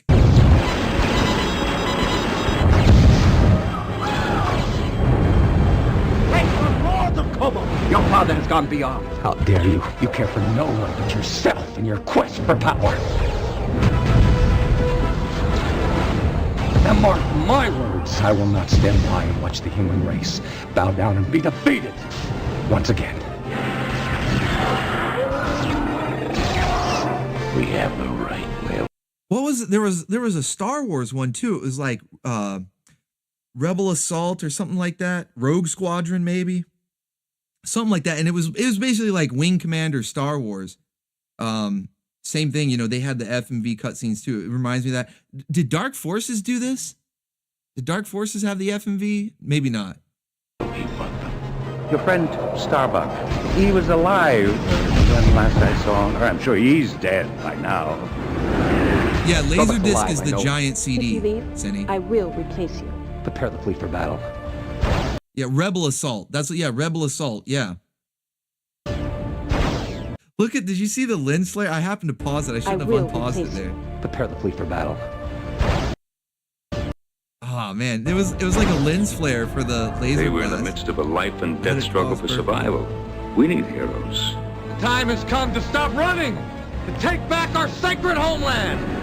Are you ready to lay down your lives so the human race will survive once again? Then let's do it! Starbuck, here we come. You know what? This just, normally I wait till Friday to announce next week's channel surfing theme, but it just dawned on me, okay? This one has inspired me. I'm feeling inspired.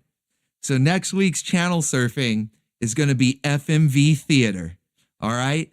FMV Theater. You guys dig deep back into those Apple Macintosh, that IBM personal home computer, right? Those games that had, and there were some crazy ones, like Christopher Walken was in one of them.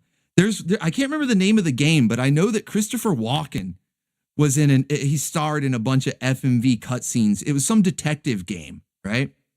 Just look it up. It stands for full motion video. Okay, it stands for full motion video, but all you have to do is just look up FMV cutscenes. You'll find a bunch of them. There's a bunch of cheesy games. I've got some in mind already because this is giving me like core memory after core memory is being unlocked just watching this trailer here. They're flooding in, right? So that's what we're going to do next week, FMV Theater. All right, boys and girls, engage the enemy. Let's show them what we're made out of. That's what I've been waiting for. Come get me, you little tin heads.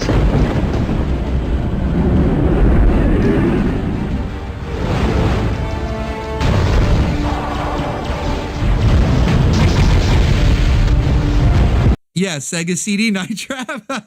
And you know the great thing about those? I'm sorry to keep like pausing. This is a cool trailer. Sorry to keep pausing it. But you know the cool thing about those is because they're from games, we can watch like the whole thing, right? You know, it's like with these movies and TV shows and stuff, you got to just watch trailers or short clips or whatever. But with the FMVs, they're from games, so we can play like entire scenes. I'm definitely gonna go through the Christopher Walken stuff. I don't want to spoil too much because I've already got a bunch in mind here. But I'm gonna play some. Hopefully, you guys. Yeah, the Tim Curry space. Yeah, man. The Command and Conquer. Oh, dude, I've got a whole bunch of them in mind now. Oh, buddy, it's like they're flooding in. FMV theater. It's gonna be awesome next week. Okay, it'll make up for all the technical issues we've been having this week. Hopefully, I don't have any technical issues next week, but it'll be awesome. And of course, the Wing Commander games, definitely. 3DO. Command and Conquer 3 Red Alert. Was it 3 Red Alert? I don't know if it was 3. I think it was just Red Alert. I think it was just Command and Conquer Red Alert. I don't know if it had a number behind it. I think Command and Conquer 3 was something else. It was like Iberian something. I don't know. I'm getting distracted. I apologize. I'm getting distracted.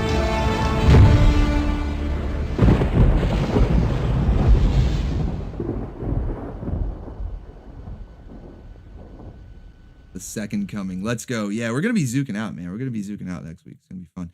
All right. Thank you, Painting and Rambling, for that one. Next up, we got from Prince of the Abyss. Says, here's a TV spinoff of a true 90s classic. Here's a hint. It's about the other crime-fighting, brooding vampire. Oh, I know who this is. I still think Forever Night is the best when it comes to this type of show. But I know it does this one.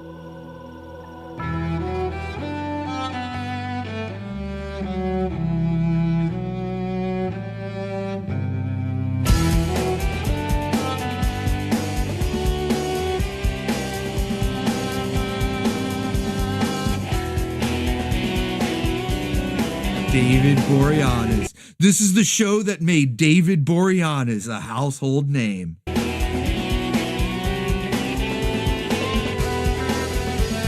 Now, it did have it. What was her name? Was it Cordelia? I'm trying to remember her character's name.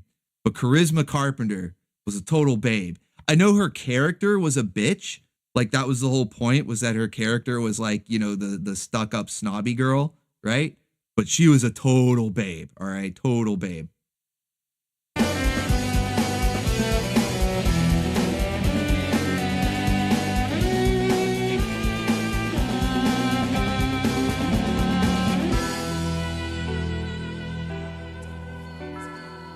Cordelia. Okay, I do remember that, right.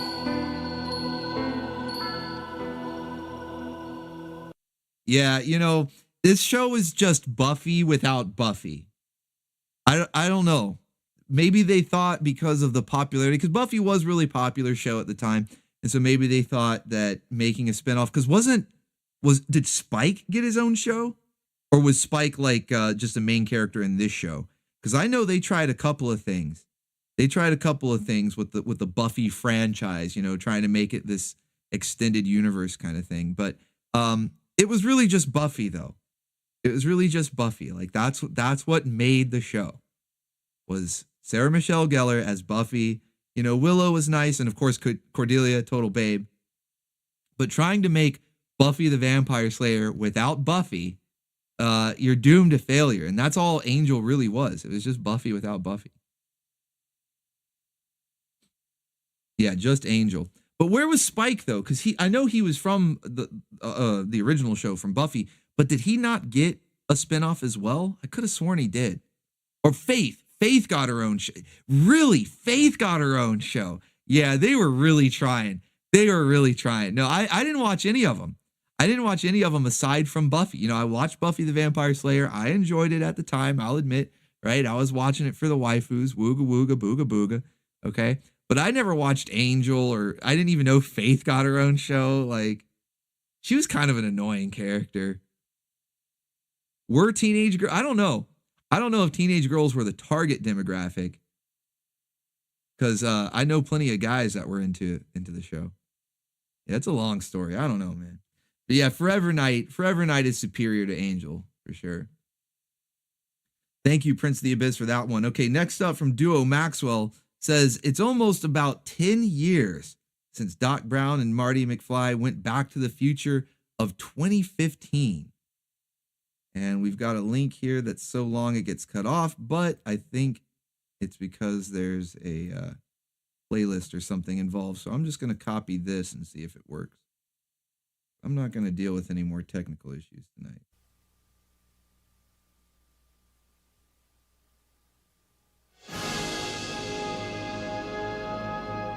Do you remember the future?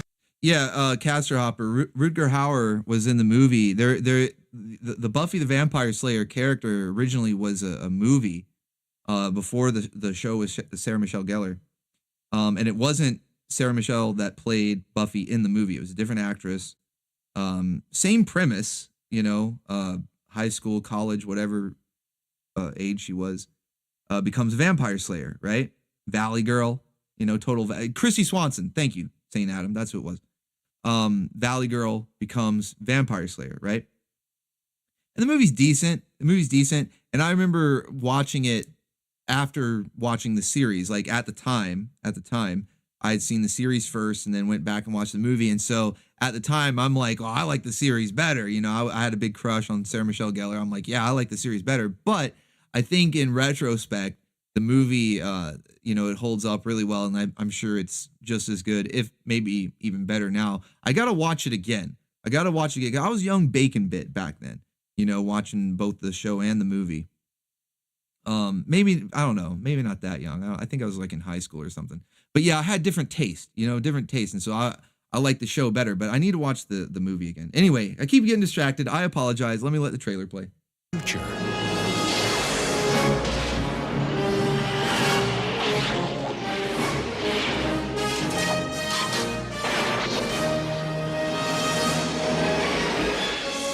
You've got to come back with me. Where? Back to the future. Are we back? We're back. What do you mean we're in the future? October 21st, 2015. Marty, we're gonna be able to see our wedding. Wow. The future. I gotta check this out, Doc. Look what happens to your son. He's a complete wimp. Don't talk to anyone. You've been looking, Bob. Hey, look! Don't touch anything. I need to borrow your hoverboard.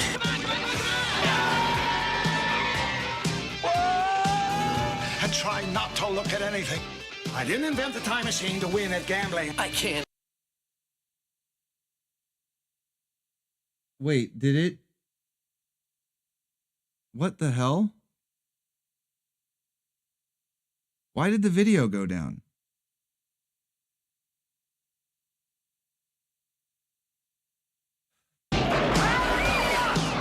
What do you mean we're in the future? October 21st, 2015. Marty, we're gonna be able to see our wedding. Wow. The future. I gotta check this out, Doc. Look what happens to your son. He's a complete wimp. Don't talk to anyone. You've been looking, Bob. Hey, look! Don't touch anything. I need to borrow your hoverboard.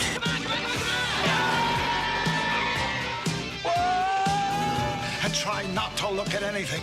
I didn't invent the time machine to win at gambling. I can't lose. I invented the time machine to travel through time. Hey, Doc, I'm all for that. What's wrong with making a few bucks on the side? Now, The time continuum has been disrupted, creating an alternate 1985. there have been a few changes.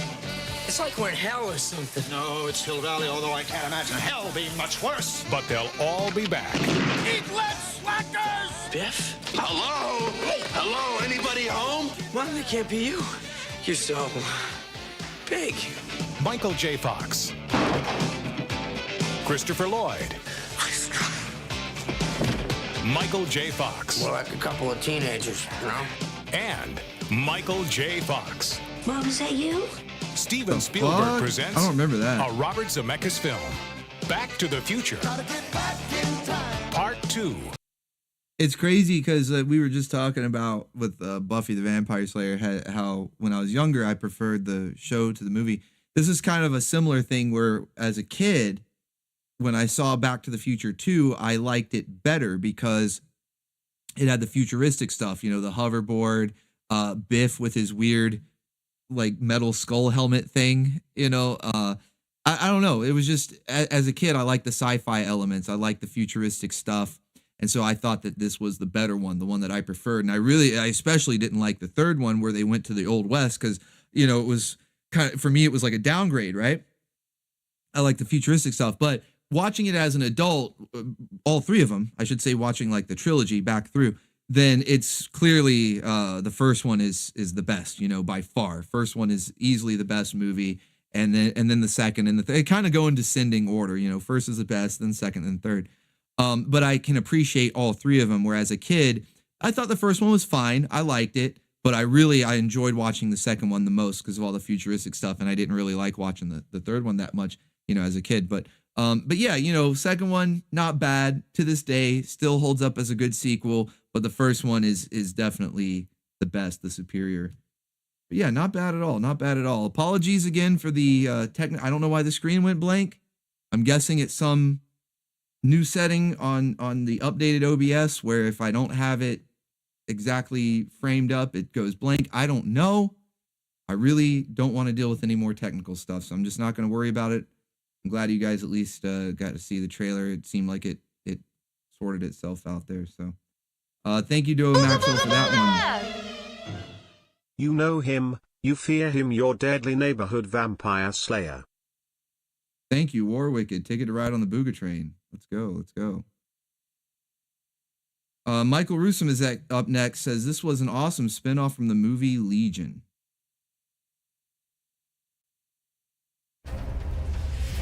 Dominion is set 25 years in the future. God has disappeared, and Gabriel and all his lower angels have decided to reclaim their birthright. Gabriel is massing for another war.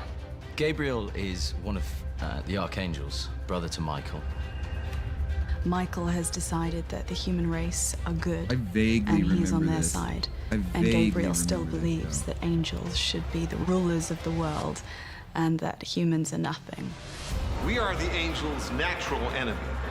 It won't be over till either they're extinct or we are. Michael is our guardian angel, literally. This is war. Yeah, it was based off of Legion, you know, which had like a similar premise. I want to say that I tried watching this show and like couldn't get into it, or maybe it ended on a cliffhanger or something. There was something that made me just not continue with. I don't even remember. I kind of remember checking out at least the first episode because it does seem familiar. Sci-fi, you know, you can see the logo there. This was at the time where they had changed it with the, you know, sci-fi, whatever, you know. So things were starting to go downhill already. And I'm trying to remember why I just couldn't get into this show. If it was that the first couple episodes weren't that great, or it had a Talking cliffhanger about or Buffy something. reminded me of this bad 90s sequel. Oh no. Oh no. And only one side can win. He has gone against his own kind to stick up and to save the world and humanity. I should finish you right now. Try. Michael is his brother and has been for millions of years. Yeah, it does make me want a Constantine too, with Keanu Reeves. Michael and Gabriel have a very love-hate relationship. They love each other, but they have very different viewpoints. It's time to reveal the Chosen One. The Chosen One is said to be the glimmer of hope that humans have. That little light that could save them. He is under my protection. Gabriel either needs to extinguish this hope or make it work on his side. Stay away. I don't know. It's not really like a trailer. It's like this weird sci-fi. A lot of channels used to do that. It would be like a trailer, but it was almost like a behind the scenes. They had a lot of interviews and stuff. Doesn't really work well as a trailer. I think it'd be better if they just showed more clips from the show. But yeah, unlocking a memory though, for sure. Even if I didn't get into it, it does remind me of, what was that, early 2000s? I don't even know. Thank you, Michael Rusum. All right, next up from Warwicked says, wish there was a part 3, but still happy to watch the first 2. Booga booga booga! Someone mentioned my bread and butter, Command and Conquer. So you all had to know this was coming. Hey, video games have sequels too. That's right. That's right. Video games, anime, lots of sequels out there. We'll save, oh shit. No sound?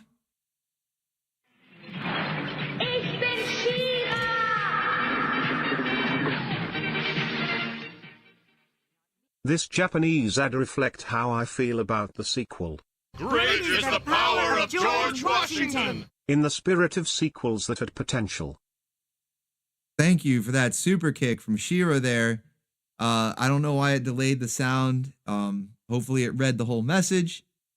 I don't even know what's happening anymore. Thank you very much. I appreciate it, guys. I apologize that this stream has been so rough. I don't know what's going on with OBS with these technical issues, so I really apologize. This stream has been rough. I feel terrible. Bad attempt to make a sitcom out of a movie. Thank you, Painting and Rambling, for that ticket to ride on the Booga train. Yeah, I feel terrible because I want to entertain you guys, give you a good show, and it's like I feel like everything's just fighting against me. So apologies for all these technical issues. Hopefully next time will be smoother. Let's check out this trailer here.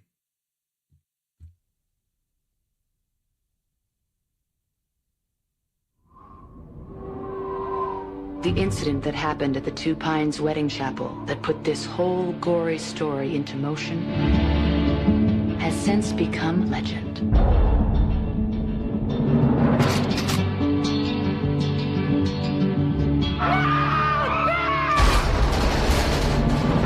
That woman deserves her revenge, and we deserve to die.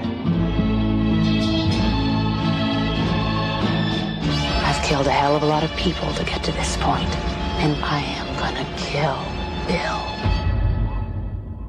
Before this tale of bloody revenge reaches its climax, there's a few unanswered questions. If Pai Mei doesn't kill you, he will make you stronger.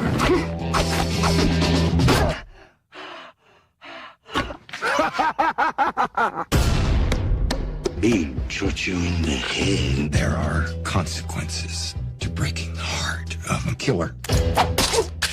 Pretty cool, huh?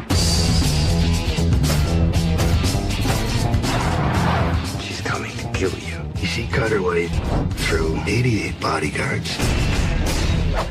No, there wasn't really 88 of them. They just called themselves the Crazy 88. How come? I don't know. I guess they thought it sounded cool. Hi, Mommy. So it all suddenly seems so clear. I was a killer who killed for you. I had to choose. I chose her. She must suffer to her last breath.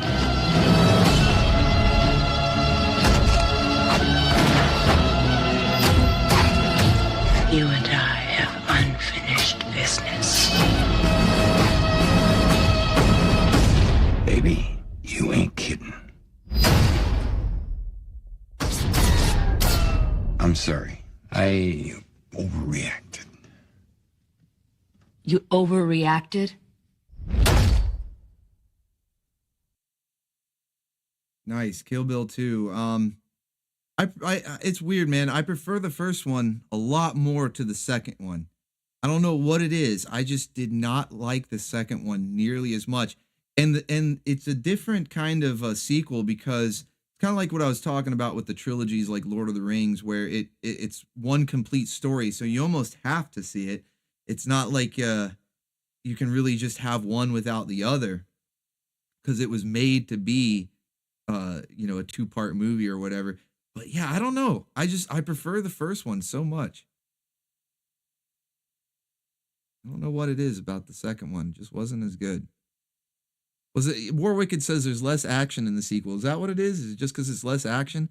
I can't really put my finger on it. I just remember being really excited for it because, you know, the way the first one ends and you knew there was going to be a second one. So it's like, all right, we're finally getting it.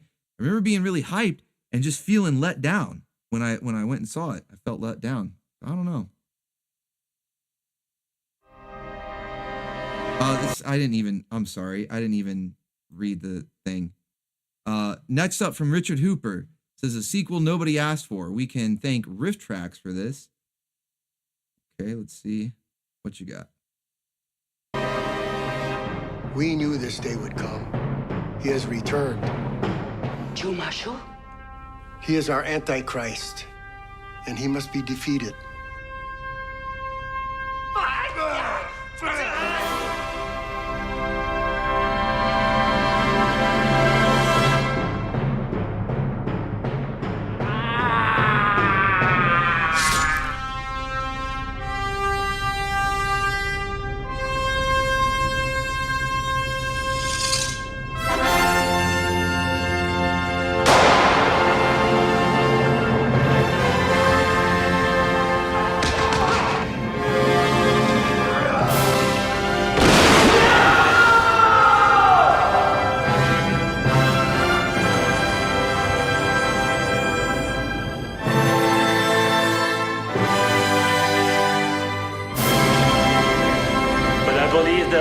One continuous stream, which is never ends.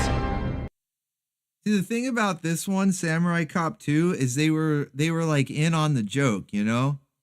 The thing that makes the original Samurai Cop so special, it's like an experience to behold, is because they thought they were making something cool. You know, there was like this genuine quality where they thought they were making a badass like kung fu crime movie, right?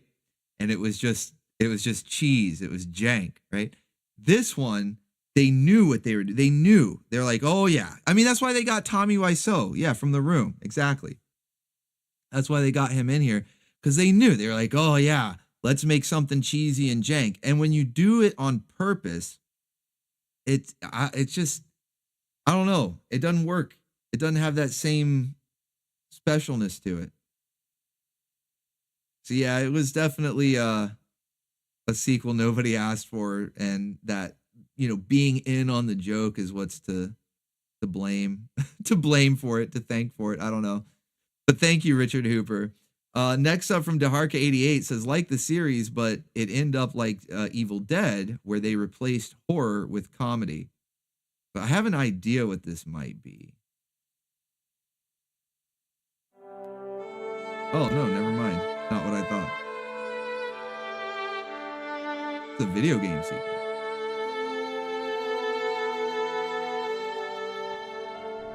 She had lovely hair, though. Yeah. My family is from Munich, fallen nobility, you might say. I hope you don't mind. Yeah, Sharknado, that's a really good I'll example. be the one to go with him. Karen! Yuri! Karen! That was Stop my being a mom's Karen! name. That's not your name? No, it's Karen. You're a strong woman, Karen. That's a good sound clip right there. You're a strong woman, Karen. Karen. You're a strong woman, Karen. Here I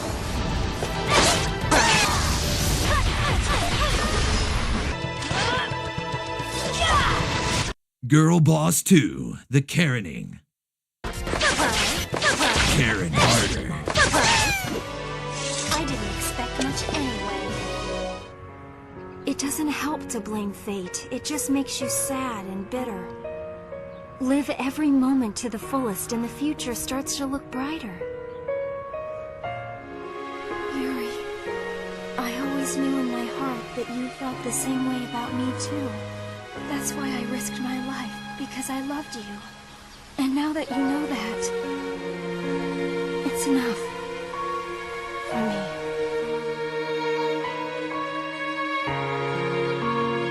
Shadow Hearts Covenant. I'm not familiar with this series, so I don't know how the original compares to this. I'm honestly not familiar with this series. There was a lot of this stuff. This was like all the rage in the early 2000s, I guess, because of the popularity of some of the other JRPGs like Final Fantasy doing really well. What was it, like Final Fantasy X? Which one were they on? Which one were they on around this time? I think it was 10. But yeah, there were a lot of these types of games, and they would just get lost in the mire. So I'm not familiar with this one. So I don't know how it holds up to the sequel, but I like that soundbite though. That's a funny soundbite. You're a strong woman, Karen. And the way she looks, she just kind of slouches over on the bench. Let me find that again real quick. It's Karen. You're a strong woman, Karen. Look at this. She's just so put out, you know? She's just so like, strong woman. The burden of a Karen. Let's go. Thank you to Harka88 for that one. Next up from Alchemy says, I think it's better than the first miniseries. They went further than before. Flawed? Still, I think they did well. All right, let's see what you got. Arrakis, once the wasteland of the universe, now an imperial capital. For it is here and only here the giant worms still roam, creating spice. Still the greatest treasure in the universe. Still the cause of conspiracy, betrayal, and murder. The saga of Dune is far from over.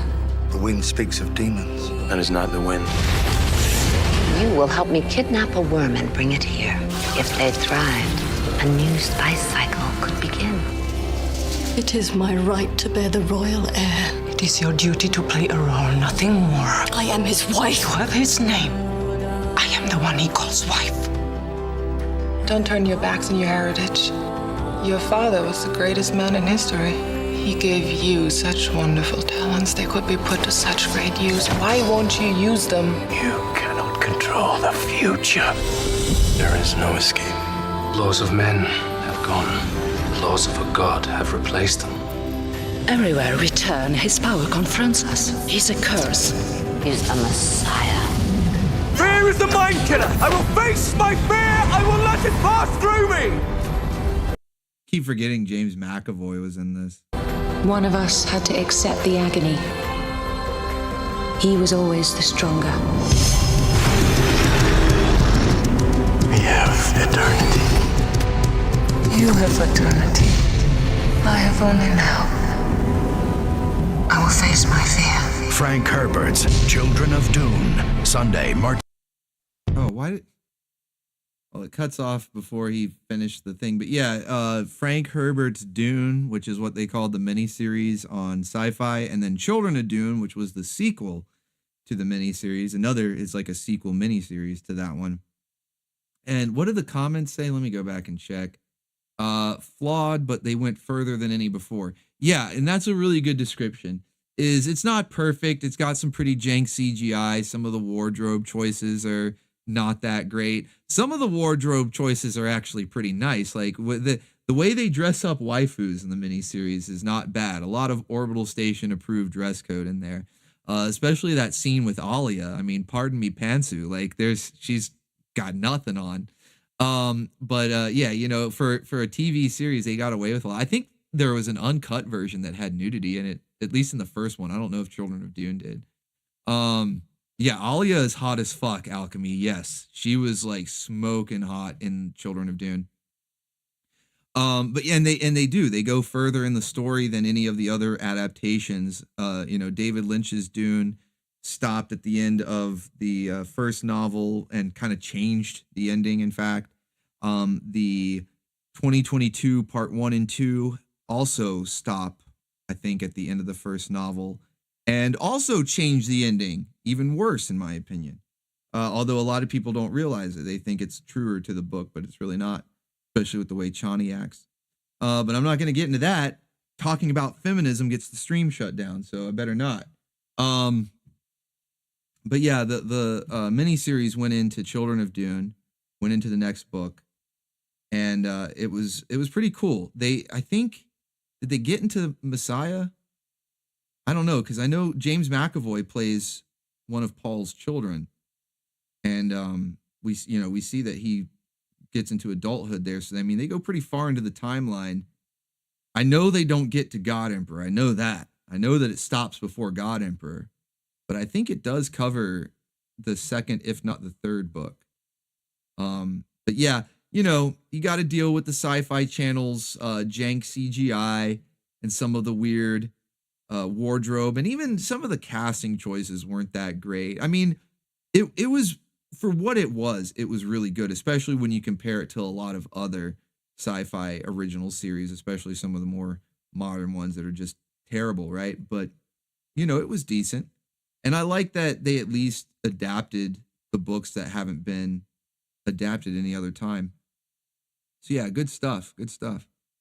Thank you, Alchemy, for that one. Next up from Grumpy Monk says, a spinoff created by Vince Gilligan and Chris Carter, but only one season.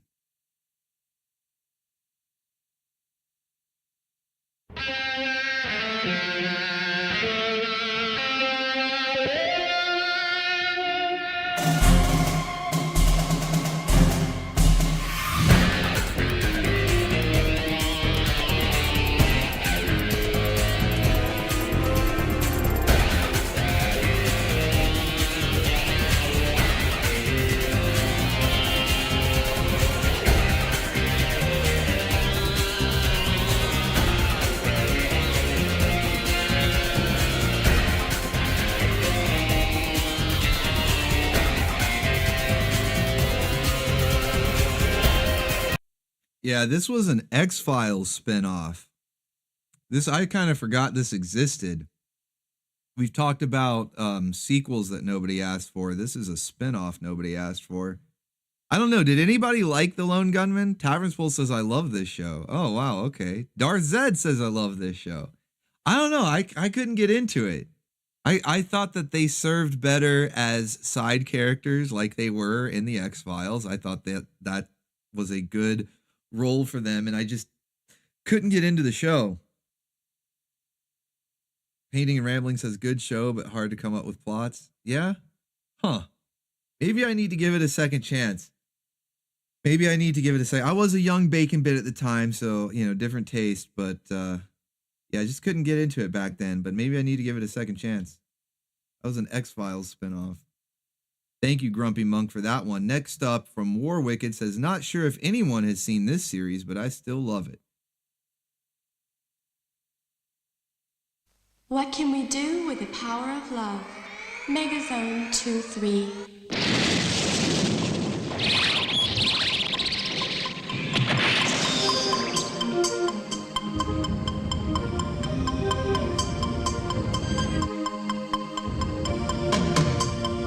が止めた時と時代、宇宙を旅する虚構の都市メガゾーン23。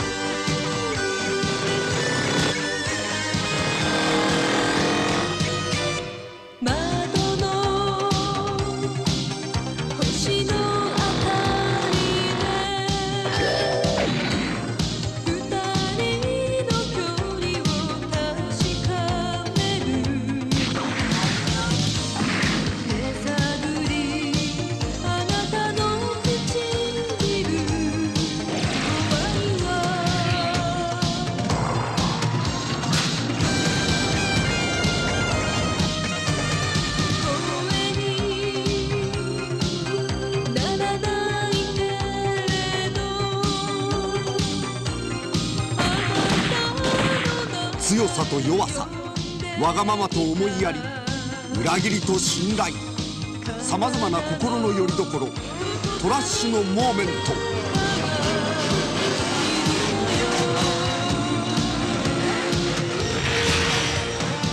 BD の野望が走り出すとき、正吾一人で何ができる。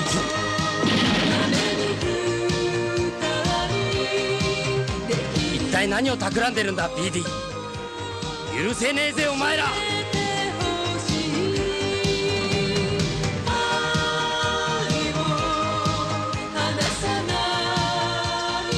正吾と結衣、愛を表現することも知らない青春のタペストリー。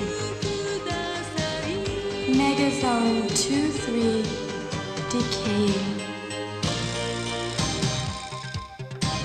バイオレンス、インパクト、ディストロイ、エナジー、すべてが運命の鼓動を始める。メガゾーン2-3、今崩壊のプロローグ。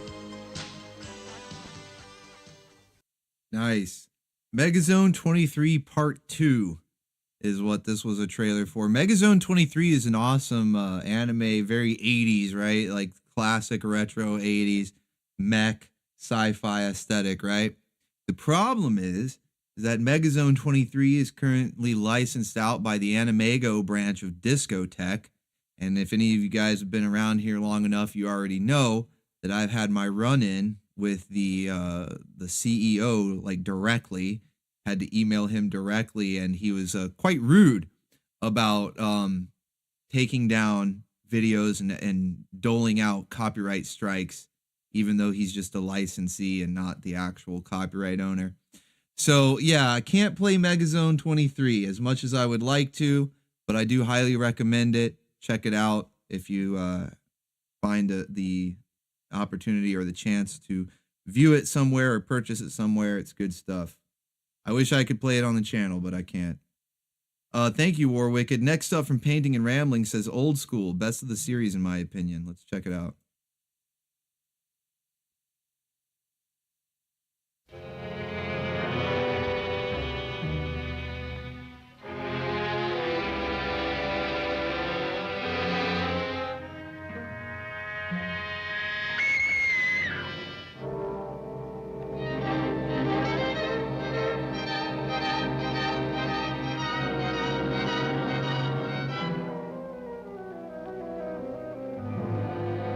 He's alive! Let me go! Let me go! Do you mind if I say I think you're a swell person? Hmm? You're very beautiful. So beautiful, I'm going to make you immortal. Hey, where's the girl? Well, you'll never see her again. I'll give you a treat to tell me where she is. I'm not kidding. If you were to kill me, you're leaving at large a monster that only I can control.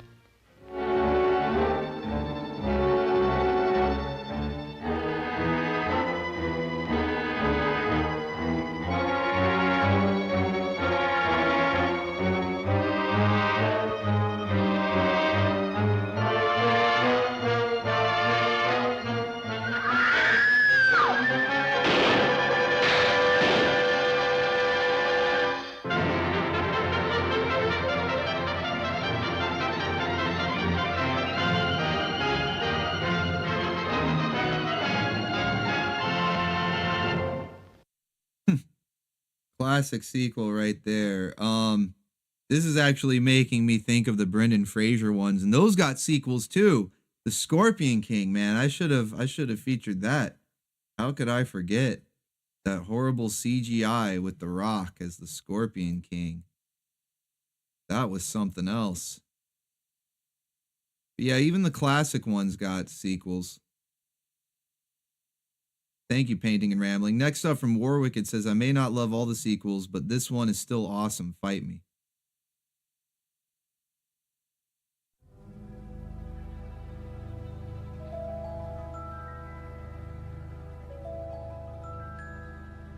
Doesn't it ever wake you in the middle of the night? The feeling that someday they will pass that foolish law and come for you and your children. Take you all away. It does indeed.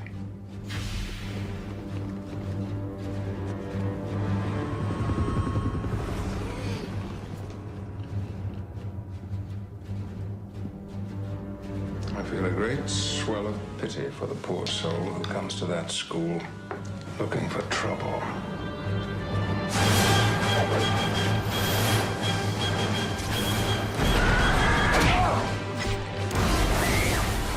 What's happened to you? Don't you remember? You should have killed me when you had the chance! You're gonna kill him, Bobby! No! Welcome, Professor. You haven't told him about his past. Who was he? I can't remember. Sometimes anger can help you survive.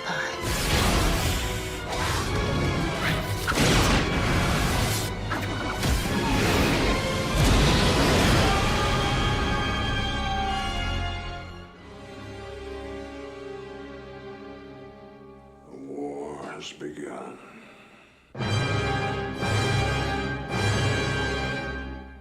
Eric, what have you done?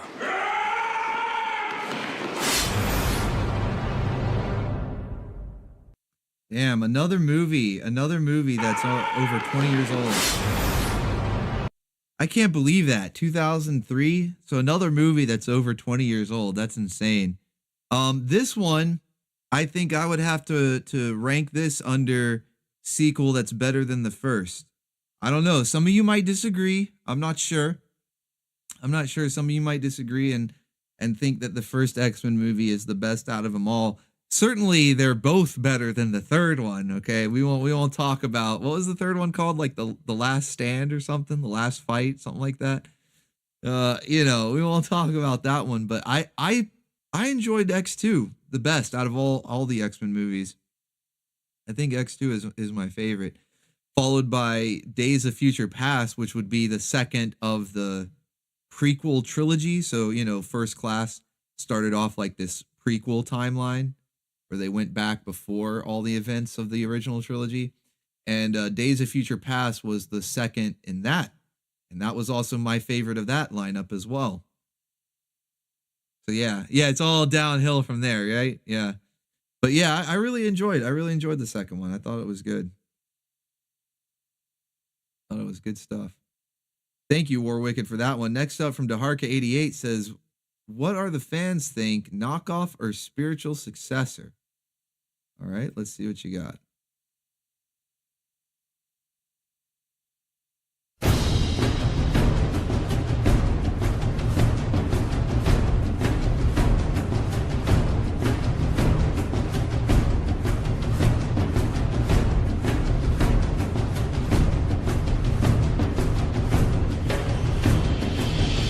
I am the will of the universe. You identify me as BOOGA. Eternally. Voodoo is God himself. Is this what you really want? Behold! This is what it means to have the power of a god! Stop it! I won't do what you want! What you seek lies ahead. Please don't lose sight of yourself. I can feel your pain. And I can feel Shion's pain.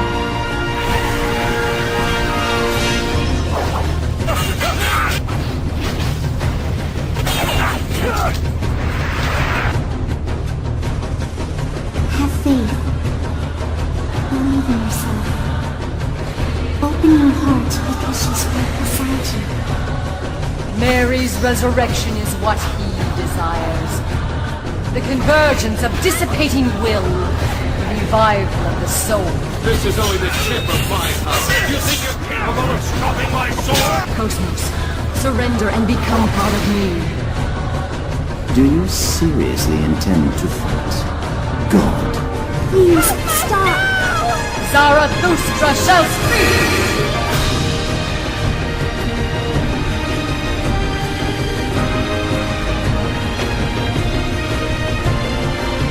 Shion, wasn't it you who said that the heart changes from one moment to the next? I want to believe in the light of human beings' will. I don't think there's only a single future. A single human thought can change the world. That too is because of you, Shion. She must learn the truth. Maybe so.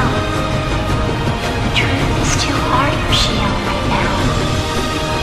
But it's only a matter of time before Shion's heart and body are... I know. Goodbye. Farewell.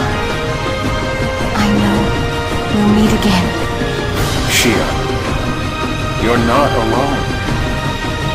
You have all these wonderful friends. So please. So please don't be sad. I stand with them to save this universe. That's wonderful. I'm thrilled that you'll finally be entering the stage.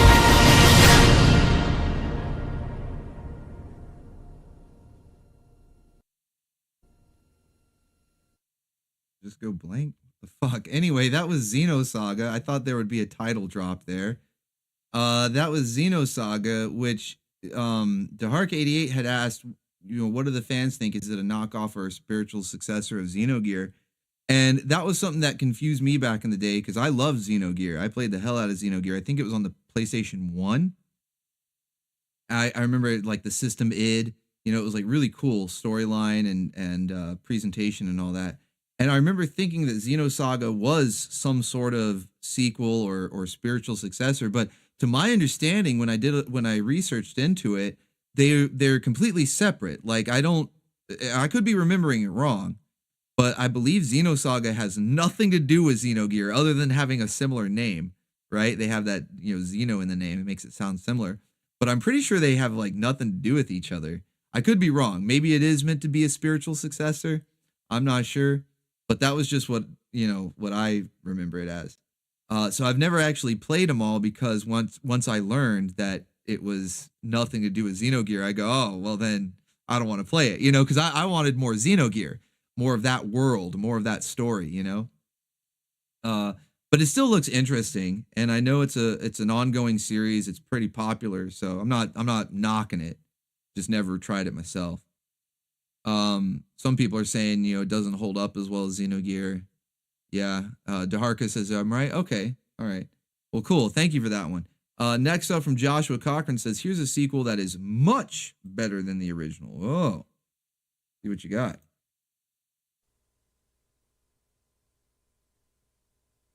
Oh, hell yeah.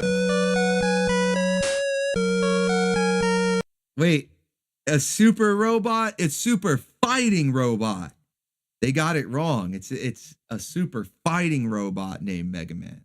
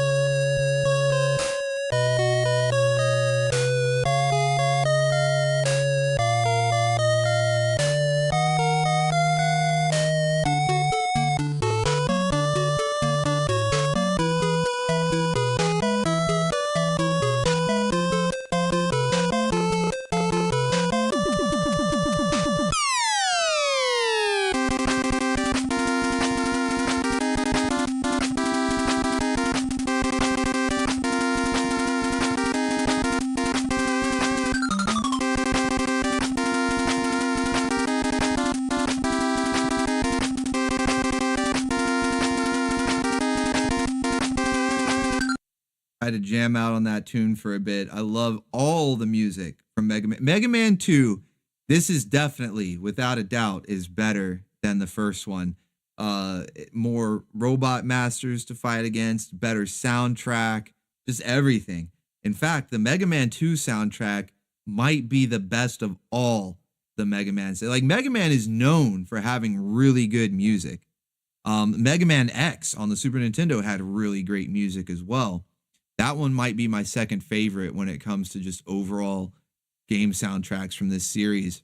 Like, I mean, but they all, like Mega Man 3, 4, 5, they all had great soundtracks, but Mega Man 2 just stands head and shoulders above. It's so, so good. Like, to this day, you can put on just about any track and just jam out the Mega Man 2 soundtrack, man. It's so good. Yeah, love this game. Definitely a superior sequel. That's a great example. Thank you, Joshua Cochran, for that one. Next up from Tavern's Pool says, so you've seen Kickback, but you've never heard of Knuckle Up? Uh-oh. Uh-oh. Let's see what you got.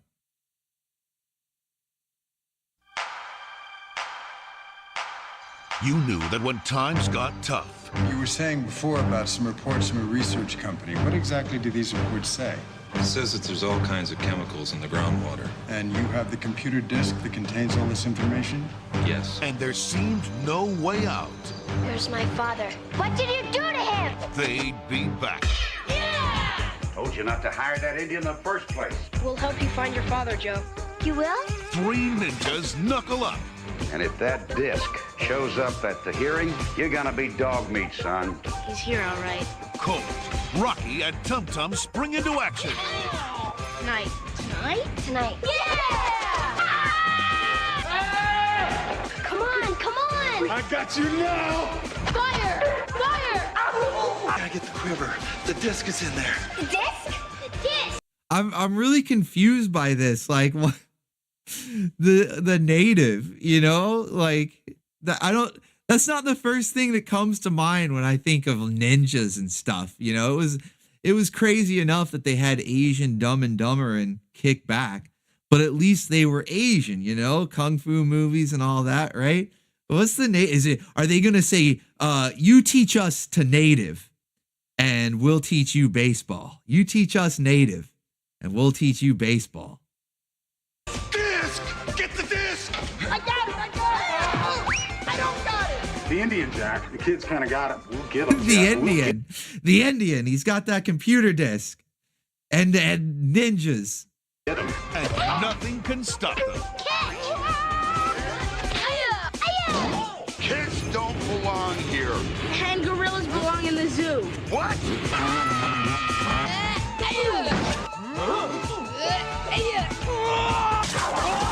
They may be small. Rocky, you don't ride. I do now. Then they get pulled over by the cop. That's cool. But they're dynamite. This is better than Christmas. 3 ninjas knuckle up. I love you guys. Oh, and I just took a bath, too. Cooties. Gross. 3 ninjas knuckle up. Was this part 3 or part 4? I think there's 4 total. I'm trying to remember exactly, but I think there's 4 of these freaking movies in total. So yeah, 3 ninjas knuckle up. I'm pretty sure I gave up after the second one. I don't remember seeing that one. Thank you, Tavern Paul. Joshua Cochran is exactly right. The sequel is better than the original. There is also this. Oh, let's go. Crossfire with a ticket to ride on the Booga train. Thank you, sir. Let's see. Next up from Richard Hooper says, a sequel I thought was as good or better than the first one. All right. I like those. I like seeing what you guys, because it's so rare. I like seeing what you prefer to the original. Let's see what you got.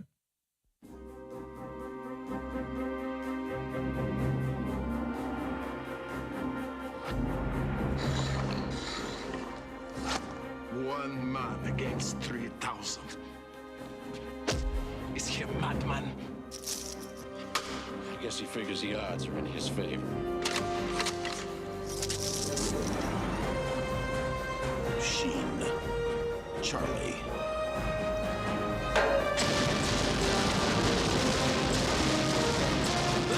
Hot Shots. Part 2. Part 2. Mr. President, the third mission to rescue the hostages has failed. Really?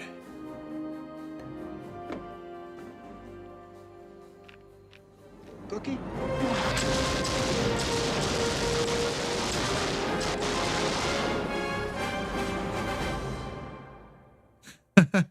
I was hoping we'd get some of these parody sequels, because there were a lot of these types of movies that would parody action movies, which would also have a bunch of sequels. And so it was like a weird parody Inception, where they're doing a bunch of sequels making fun of all the sequels to the things that they're making fun of.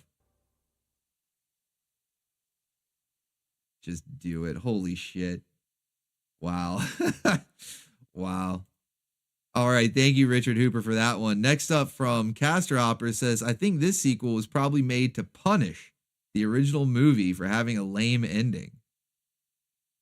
Punishment sequel. Something that we still get time and time 2.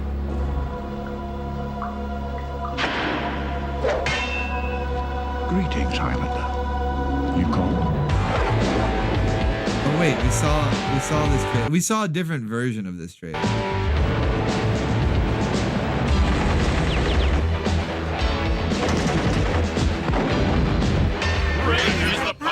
George Washington! Just like the Xenosaga games, I loved playing both Zone of the Enders games, especially the sequel, the second. Yeah, Zone of the Enders was good stuff. I do remember those games. That was good stuff, man. Thank you. Let's have some fun. In all their centuries on Earth, nothing could have prepared them for the quickening. I don't know, man. This makes it look kind of awesome. Like this trailer, it's like so bad it's good. I really want to see Highlander 2 again. Been a while since I've seen it, you know. I really want to see it again now. Christopher Lambert, Sean Connery. Is it Lambert or Lambert? Thought he was French.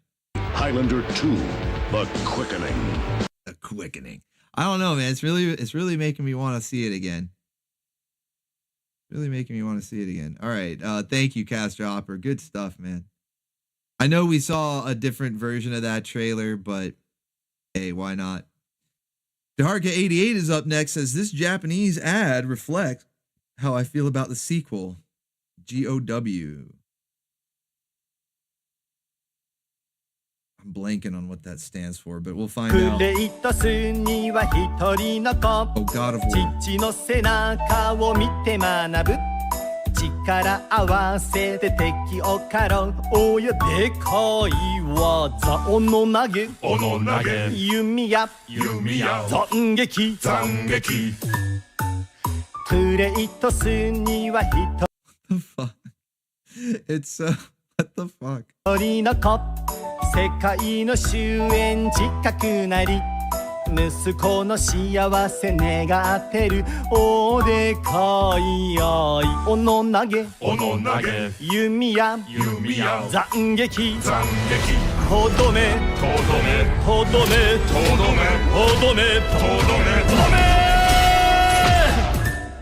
おしまいOh, man, you gotta love those weird Japanese commercials, man. You gotta love it. Thank you, Deharka88. Very soft. Oh. Very moist. Very wet. Square sells out. You know the game. Let's go. Thank you, Wonder Woman there. Linda Carter, very soft.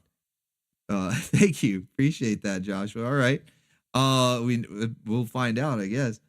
But yeah, Japanese commercials. Weird. I never actually played the God of War games because they were PlayStation exclusives, and I was Xbox.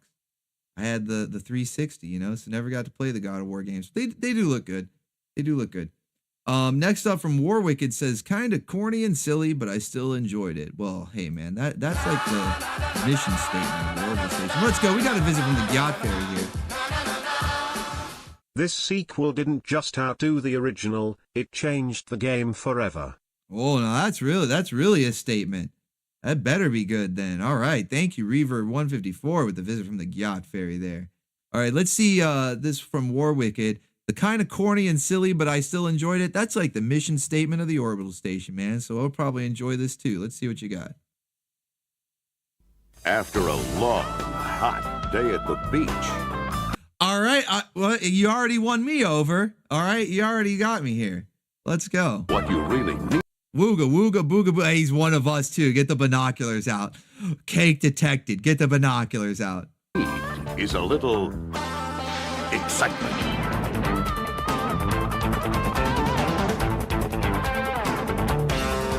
And you thought saving lives during the day was tough. Wait till you see the nights. From the producers of Baywatch, the world's most popular show, David Hasselhoff, Baywatch Nights. Baywatch Nights. Yeah, talk about cheesy. Let the cheese flow. I love how the announcer just says it's the most popular show in the world. It's like the intro to Conan. You know, Baywatch, the mightiest show ever. The most popular show ever. Do we get He's more? a cop.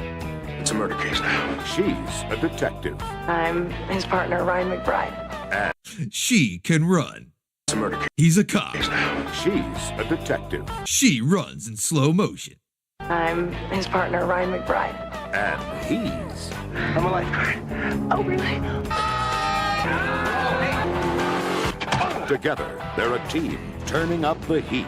But I'm keeping my day job. From the producers of Baywatch, the world's most popular show, The most popular show ever. David Hasselhoff, Baywatch Nights. Baywatch Nights. Now, that was like a spin-off series, right? That's not a movie. That was another series that they did, I think. Man. Baywatch. That takes me back. Thank you, Warwicked. All right, next up from Castor Hopper says they probably made this movie because Jack Pallance's Ripley, believe it or not, money ran out. Uh-oh. Wasn't there a Ripley, believe it or not, TV show that was hosted by Dean Cain of Lois and Clark, The Adventures of Superman? Another spin-off?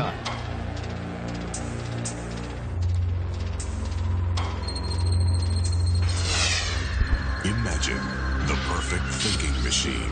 The cutting edge of counter-espionage technology in a humanoid robotics application. Imagine. Do they make it a waifu? It looks like they turned it into a waifu. The perfect loving machine. Human in almost every respect. Our very best. Imagine the perfect killing machine. Peak condition, top of the line. Whoa, what was that? Killing machine. Peak condition, top What's going on here? of the line. What is this? This is cake detected. Look at like where the scan lines are. They framed up the cake right here between the two lines. Actual cake detected on this android. Just like Yuri. Now. Yeah, framing. Framing? It's framing. Did that even work? I think so. Imagine they are all the same. You were. Oh, wooga wooga. Hey, not bad. Not bad. Is this the killer waifu bot? Whoa, buddy. Made to be destroyed. Why me? Bingo. Run like hell. She's the ultimate instrument of destruction. Yeah, I'll take two. What Thank you very much. Glass shadow. Liquid explosive. Highly effective. No, don't cast the bully away, baby. No, they won't. I cost too much. Still active. Yes, I am still an equal opportunity Terminator. Warrior. Don't get dead. Weapon. It appears Pinwheel has planted a bomb in you. The plot thickens. Woman. She's a go. What is this trailer? It's like all these close-ups of mouths. The plot thickens, and then it just says "woman." Listen to this. Weapon. Women. It appears Pinwheel has planted a bomb in you. The plot thickens. Woman. The plot thickens. Woman. Is that on purpose? She's a go. Yes. If you want to dine with the devil, you'll need a long spoon. Incoming.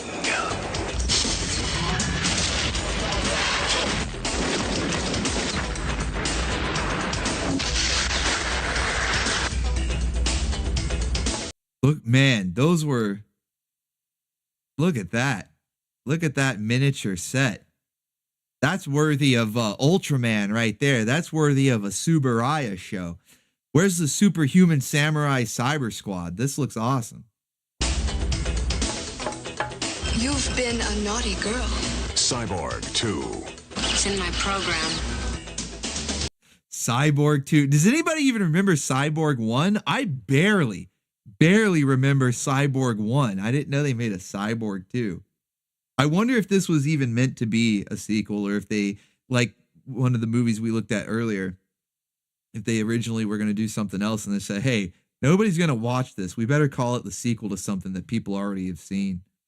I don't know. Maybe not. Cyborg 2 though. Add that to the list. That would be a good Orbital Station watch party.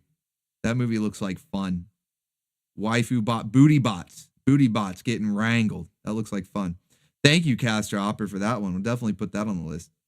Next up from Warwick, it says, you know him, you fear him, your deadly neighborhood vampire slayer.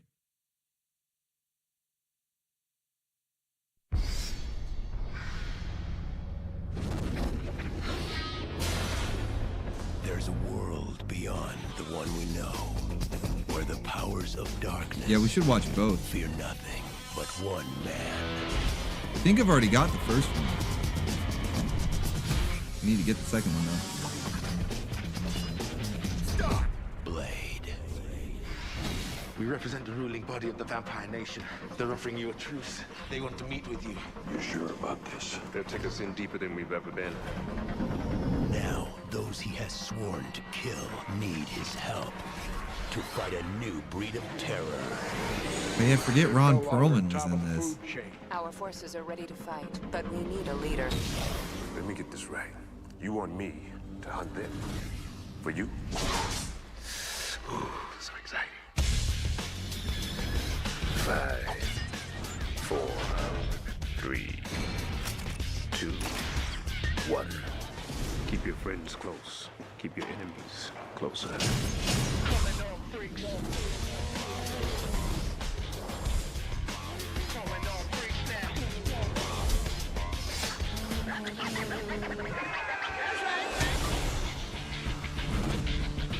Here I am, Blade. Wesley Snipes. Not know who you are. Oh man, the edited for the trailer. Who you're messing with? We all know what he really said. Blade 2. Blade 2. Okay, what's the consensus, chat? I think this one might be the most like, you know, close on the line of which is better, the first or the second. Obviously the third one sucked. We won't talk about Blade Trinity, okay? But what do you guys think? Because I personally, I enjoy the second one better. I think the first one is still a good movie, but I could watch and have watched the second one more times. I just enjoy it better. But I want to know, what's the consensus of the chat? Which one do you think is better, 1 or 2? You know, 1 for the first one, 2 for the second one. What do you guys think? 1's up for the first one, 2 for the second one. Blade 2 is better. 2 is better. 3 says neither. Hiaoni, you prefer Blade Trinity? What? You like Blade Trinity? Is that, or you just don't like any of the Blade movies? Blade movies are good. They're fun. They're good, cheesy fun. I'm seeing a couple of 1s, which doesn't surprise me. I mean, like I said, 1 is still a good movie and has some iconic scenes. You know, the blood rave. That's not just for Blade, but like all vampire movies, especially of that time, you know, late 90s, early 2000s, that blood rave was like iconic. But yeah, the second one, man. So I'm seeing, I think mostly 2s. I think the 2s have it, but I am seeing a fair bit of 1s, which is what I expected. I knew this would be like probably the most highly contested debate between which is better, the first or the second, because it's close. It's close. 1 is or 1 is good, 2 is better. Yeah. That's how I feel. I think they're both good, but I prefer the second one. So, all right, cool. Well, thank you, Warwicked, for that one. All right, next up, we got Tavern's Pool here. It says, talking about Buffy reminded me of this bad 90s sequel. Uh-oh. Did Lost Boys get a sequel?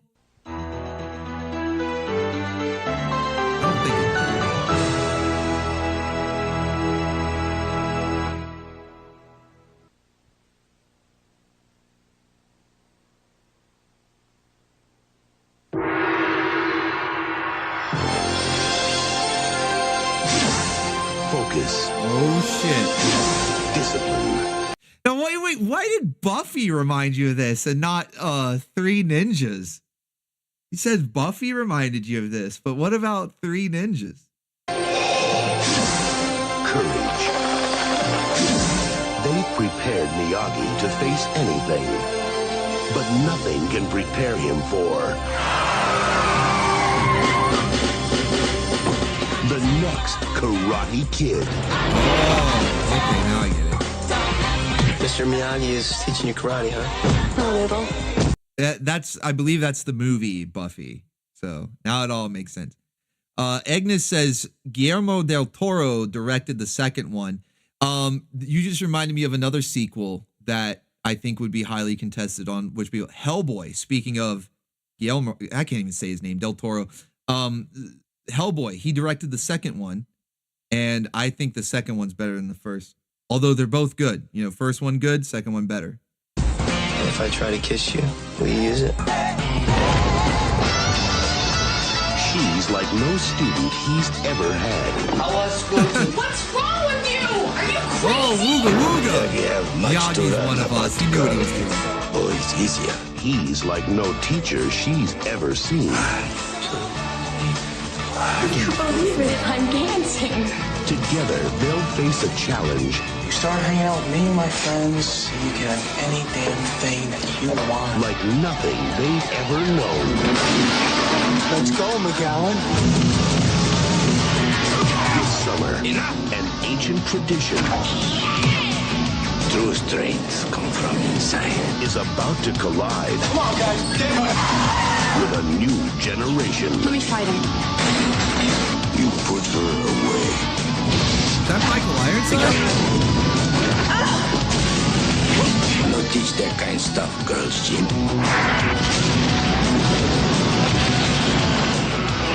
The next Karate Kid. Let's fucking go. Hell yeah. Oh, no, that's Hilary Swank. That's not Buffy. But man, I like how what's shorter, her shorts or her shirts? Her shirts are like pretty damn short. I like that. Jiggle physics going on there. You'd think it was a Dead or Alive adaptation. Let's go. The next Karate Kid. She kicks high. She kicks high. All right. Crossfire is up next. As someone mentioned my bread and butter, Command and Conquer. So you all had to know this was coming. Hey, video games have sequels too. Oh man, hope you're not ruining FMV Theater for next week.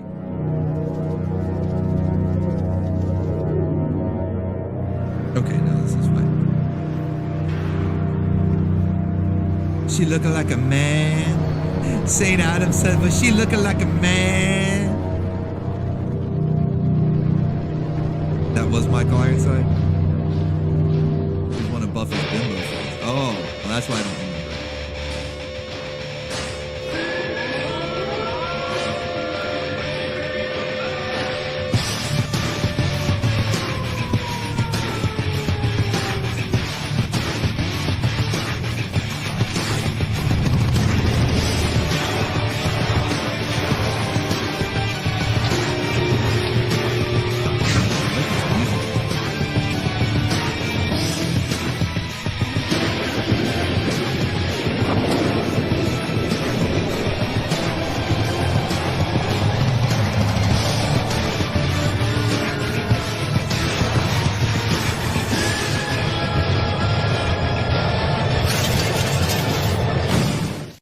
Let's go.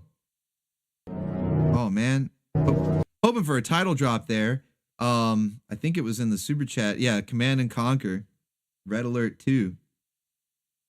Red Alert 2, the opening cinematic. Man, that's pretty badass. I like the music. I really dig that music. Thank you, Crossfire.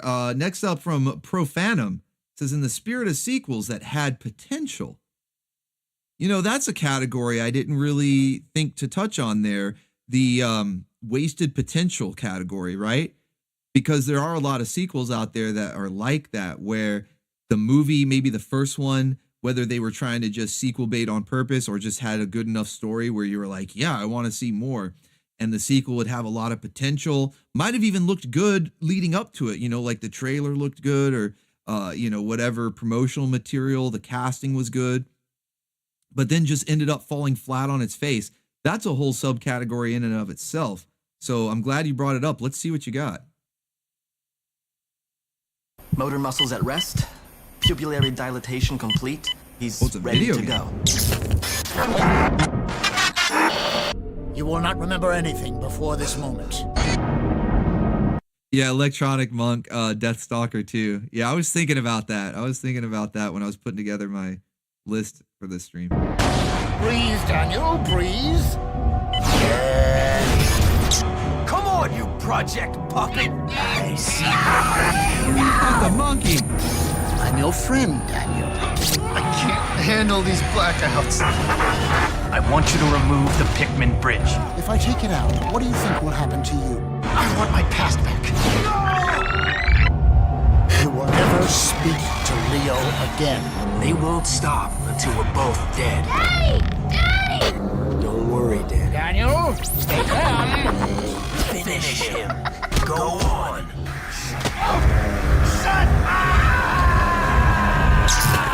This product is not yet rated. I wonder what it'll be rated. Yeah, not yet rated. We'll take a guess, right?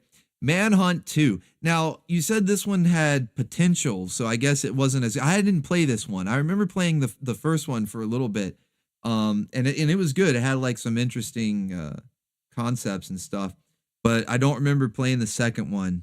So you said, let me check the message again, because you said something about it had...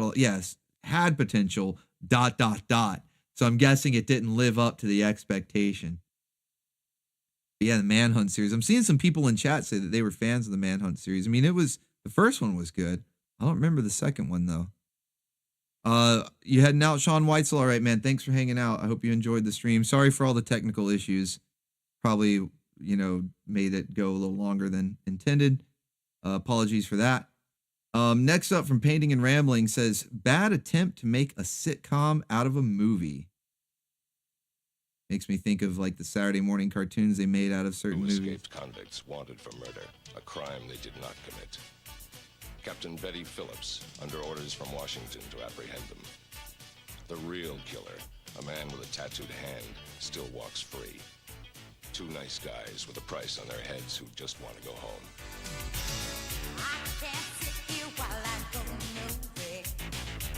Chase my dreams through the polluted, walking on the wire, running out of time. There's no room in this so hard of mine. World's too crazy, I can't take no more. I won't stay here locked behind the door. Got to stir it up, got to break it up now. When I think about tomorrow, ooh, I can't wait to stir it up, got to shake it up now. If I have to beg or borrow, What the fuck? Wow. Yeah. Never even heard of that one. Not really surprised it didn't do too well. I don't remember that at all. Stir crazy. Okay.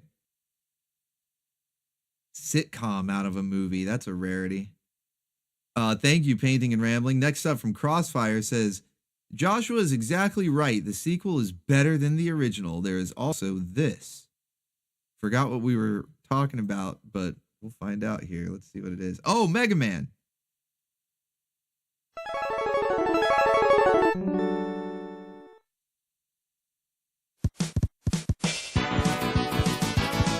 Mega Man X2.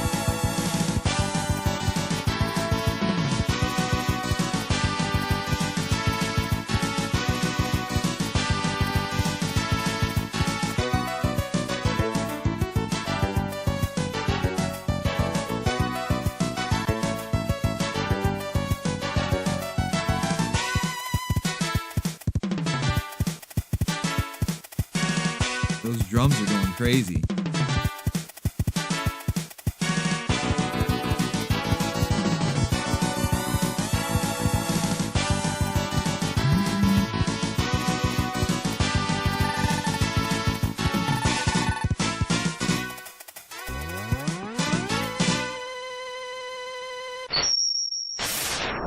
That sound effect is burned into my brain.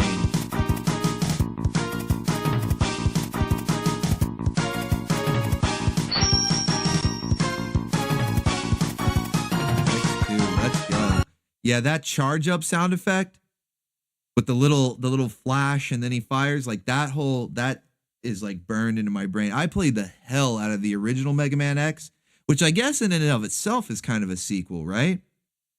I don't know. Do you consider Mega Man X a sequel or more of like a reboot? I know it's like a different timeline and all that. But yeah, I played the hell out of the first one. And I would always go through, find up all the power-up armor.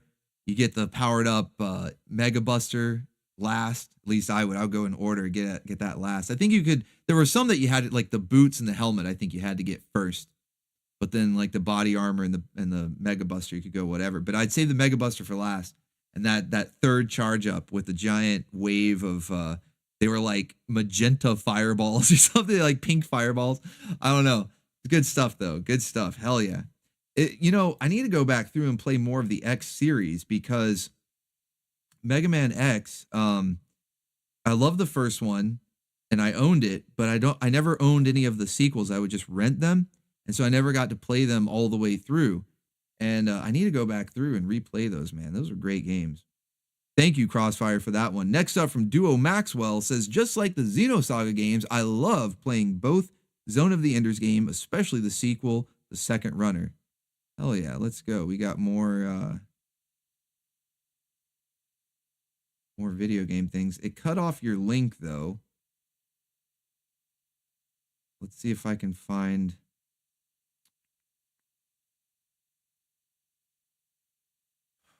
Let's see. Give me a second. I used to have a separate page which would show me the full message if it got cut off. Let's go. We got a visit from the Gyat Fairy here. Worst sequel ever. Oh no. Oh no. Are you threatening me? Let's go. But yeah, damn. Why does the message keep getting cut off like that? That's really They're a Ninja Scroll 2. How I miss that. Wait. Like an actual Ninja Scroll 2? Or are you talking about Ninja Resurrection? I know they tried to trick us with that. What was the trailer? Was it Zone of the Ender 2? Crossfire, if you're still out there. Or no, I'm sorry, Duo Maxwell. It's Duo Maxwell. If you're still out there, let me know which Zone of the Ender trailer you wanted, because it has cut it off for me and won't give me an option to expand it. Let's see if I can find it. For the second game,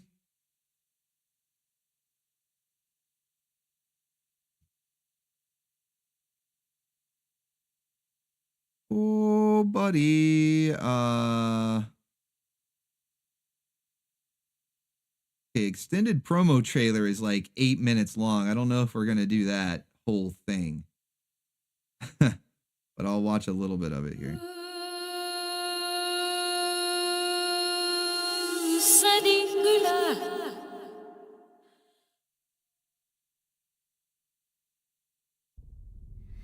Since the dawn of history, human beings have realized various forms of energy. Civilizations have progressed with them. So where does such energy like Metatron lead our civilization?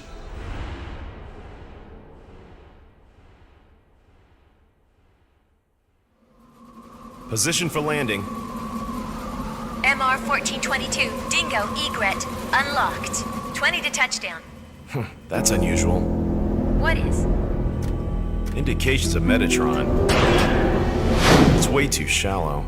The Metatron is not These very are actual deep. cutscenes. And it's very strong. It wasn't here last time I came. And they made an actual anime from the game too.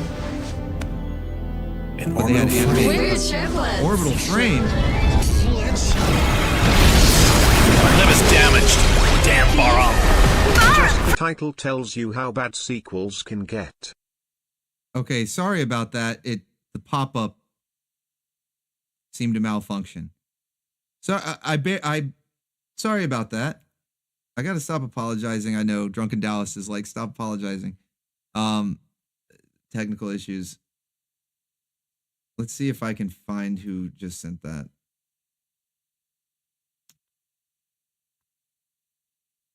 That was Joshua. Thank you for the triplets fever there.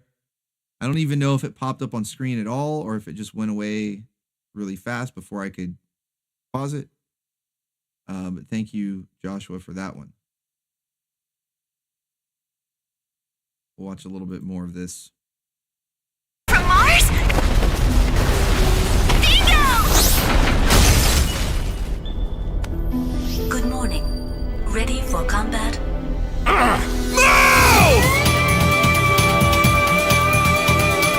This is Detached Backup Battle Unit, Ada. Do you request control instructions?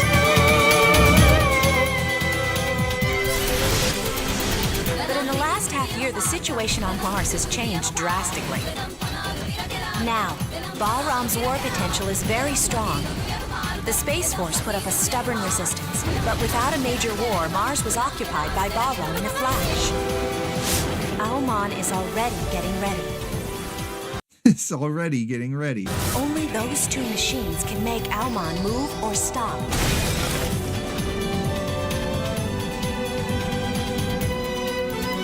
So you want this frame, don't you? Maybe. Even if you're Baram, that's too rough. It sure is. Who's the commander? I loved all the crazy mech designs. There's some mecha waifus in here too, but they had some crazy mech designs in this. And I liked the targeting system.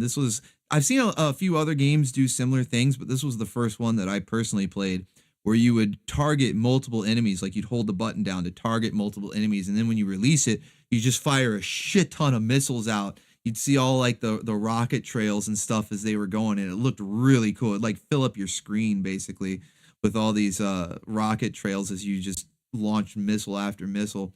A lot of fun. Good games. Good games. Zone of the Enders, man. Classic stuff. And I believe it did get a standalone anime, although there was anime in the in-game cutscenes as well.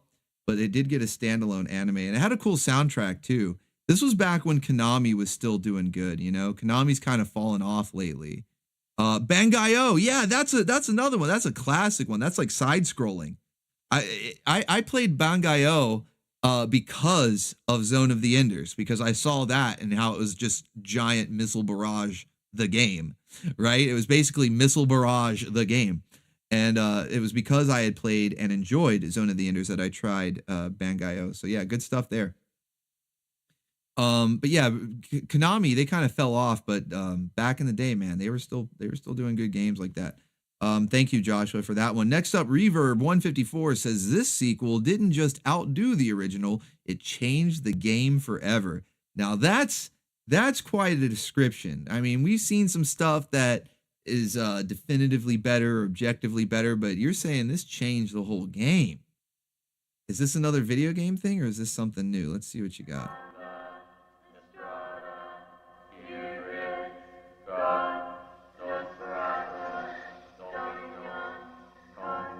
4 years ago, in this quiet forest, in this cozy cabin, something happened. Something so frightening. Something so deadly. Something so evil. We prayed it would never happen again. Now, from the creator of Evil Dead comes Evil Dead 2.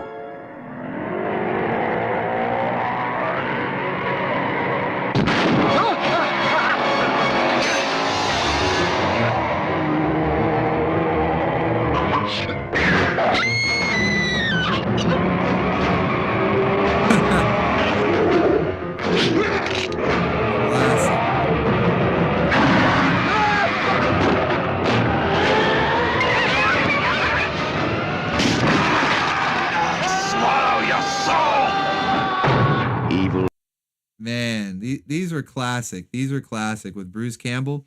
It's an interesting story though about Evil Dead 2. I don't know if it's counts really as like a true sequel, even though it has 2 in the name. If you've seen the first one, it's very much like the same movie. And if I remember, I could be wrong. Somebody can correct me if I'm wrong here. But if I remember correctly, Sam Raimi, who made these movies, that Sam Raimi, yes. When he made the first one, they were like, like college students, and they were, I don't know if they were doing it for their class or their course, but they were just making it like independently, right? And while the first Evil Dead movie is decent enough on its own, it doesn't stand up obviously to the second one. And the reason why is because the second one, the first one became kind of like this underground hit and got a local following. And so they ended up getting a budget. And instead of making a brand new movie, they just remade Evil Dead, but with an actual budget. And, they got Bruce Campbell back and all that. So it's more of like a remake than a sequel. Even though they do call it Evil Dead 2, it's a little confusing. But I guess it counts, whatever. And then of course, Army of Darkness being the true sequel that continues the story, because at the end, Ash he gets sucked back in time, and was it Evil Dead or Army of Darkness that had the alternate endings? I think it was Army of Darkness. Yeah. Why do you think I say it changed the game forever? Yeah, fair enough. Reverb 154. Yeah, true. And then this would go on to not only have the sequel Army of Darkness, but then to get a TV spin-off sequel. So it encompasses everything. We've got remake, sequel, and TV spin-off. This encompasses everything because we had Ash versus Evil Dead with Lucy Lawless showing a bit of cake. I don't know if you guys have seen that, but Lucy Lawless actually, despite her getting up there in years when Ash versus Evil Dead came out, she wasn't afraid to show off some cake. Some booga booga and some wooga wooga. Ash versus Evil Dead was all right. It wasn't perfect. It had a couple of eye-rolling moments, but it was decent. It was decent enough. But yeah, Evil Dead, man, that encompasses everything. Remake, sequel, TV spinoff, it's got it all. All right. Let's check out the next one here from Daharka88. Says, there's a Ninja Scroll 2? How did I miss that? Well, let's see if this is really Ninja Scroll 2 or if this is just what they tried to tell us was Ninja Scroll 2.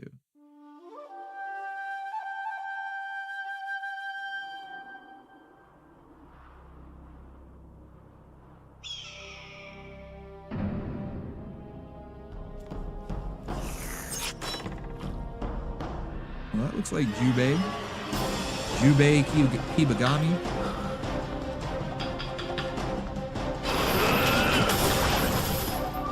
Wait, is this a real thing? Did they actually make a Ninja Scroll 2?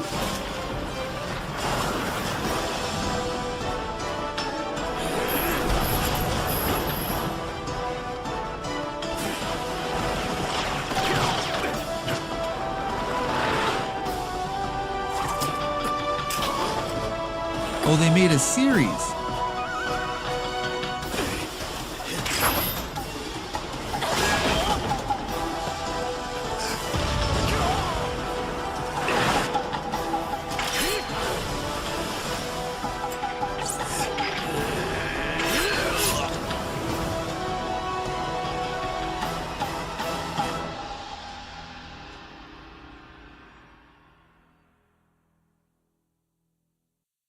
Okay, so it is from Madhouse.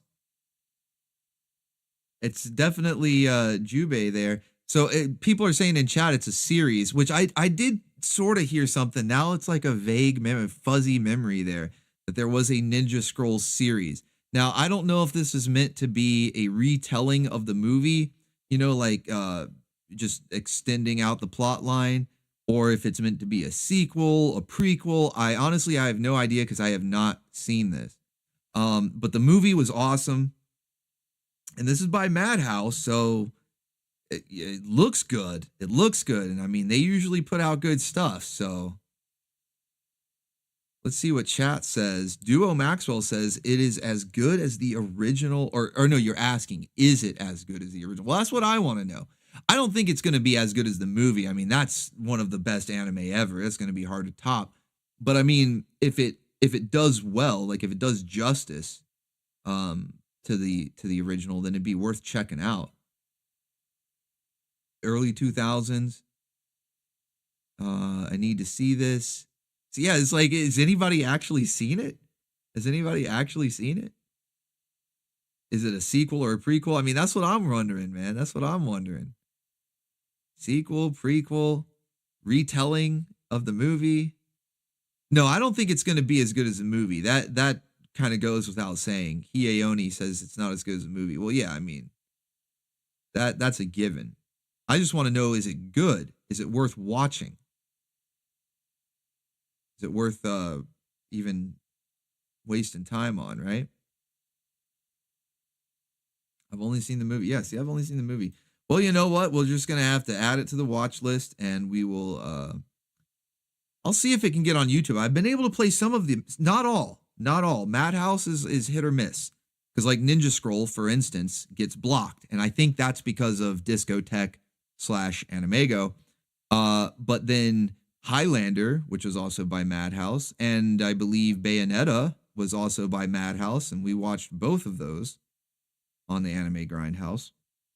So we'll see, but it is Ninja Scroll though. It's pretty well known. Electric Monk says, if I'm not bored, it's not worth watching. Okay, so it's not boring. Okay, well that's a positive. You know, a lot of stuff is just boring these days. So if it's not boring, hey, we're off to a good start. Okay, next up from Caster Hopper, it says worst sequel ever. Oh boy, let's see what you got. Eat 'em up! Eat 'em up! No! These are chuds. Cannibalistic humanoid underground dwellers. Prepare for horror, laughs, and thrills in this outrageous sequel to the home video hit Chud, Chud 2. But the Chud. Starring Brian Robbins from Head of the Class, Garrett Graham of Police Academy 6, Robert Vaughn, Bianca Jagger, Larry Linville of MASH, and many other... Wait, I'm sorry, there was a waifu there. Starring Brian Robbins from Head of the Class, Garrett Graham of Police Academy 6, Robert Vaughn, Bianca Jagger. Wooga. I like her style. Larry Linville of MASH, and many other popular stars. A dead body is nothing to be afraid of. He's suave. Are you heterosexual? He's charming. He's different. Well, he eats people. I guess that could be interpreted as personality quirk. He's Bud the Chud, a half-dead, decomposing humanoid, the result of a military experiment gone haywire. Colonel Masters, there was a reason that these creatures were kept underground. For instance, the little matter of the drugs' cannibalistic side effects. Now he's loose on the town, spreading the horrifying Chud disease everywhere. What in the wide world of sports is going on in here? We're not just talking about some animated corpse. You got it? Everything it infects mutates. The army, the police, and the FBI can't seem to stop this ravenous plague. But a group of clever kids might just chill the Chuds. Chill out, Chuds. Chud 2. This Chud's for you. I don't know what you mean, worst sequel ever. This looks awesome. I don't know what you're talking about, worst sequel ever. This looks amazing. Obviously, it's not going to live up to the masterpiece that is Chud, the original Chud, right? But Chud 2, we'll have to do a double feature. We'll have to watch them back to back. Yeah, good corny fun. And sound bites, man, because Chud has become sort of like part of the lexicon, the jargon, the modern lingo, right? Chud is like a thing now. So all the sound bites that we could get just from this trailer alone, spreading the plague of the Chuds. Let's go. Thank you, Caster Hopper, for that one. Next up, we got from Joshua Cochran says, just the title tells you how bad the sequels can get. Is this a sequel that knows it's bad?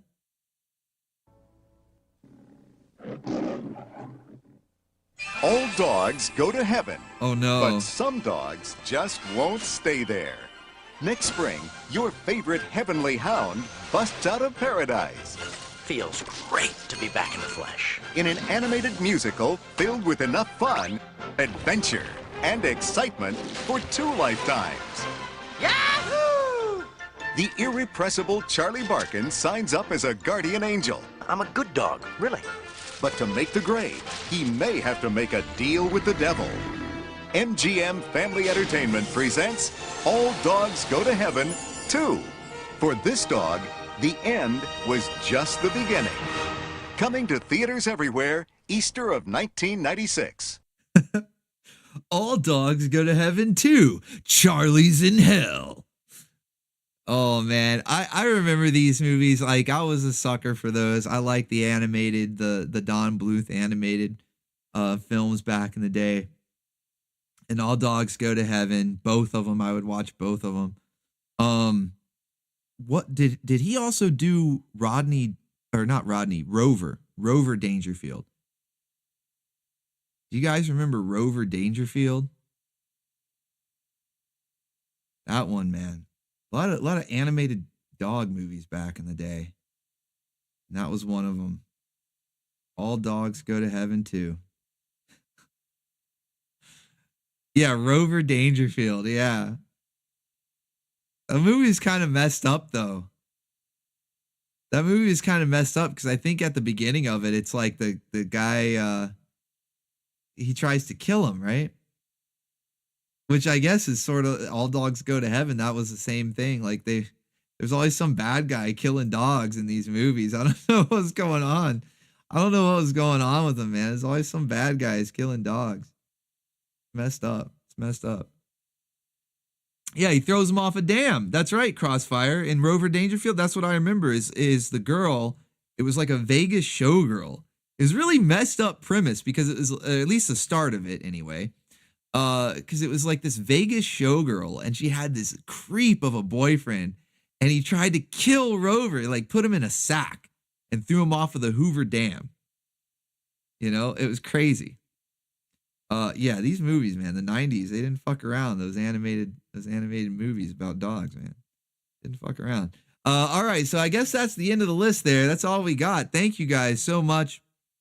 I know we had a couple of rocky moments there with the tech acting up, OBS shut down, the links. I don't know, man. It's just a lot of stuff. Hopefully we won't have these issues going forward. I'm definitely going to check out what I can on my end as far as making sure the pop-ups are working and OBS doesn't crash on me again. I don't know. It could have just been coincidence, but I might have to revert back to the older version that I had that worked smoother. But we got through it. We got through it. I appreciate it. Big support from the Baconeers tonight. I really appreciate you guys sticking through all of those issues. I apologize for losing my temper there. Any pin up today? DeHarka 88 with one last ticket to ride on the Booga train and one last link, it looks like, too. Unfortunately, I do not have any pinups for you guys. Some of it's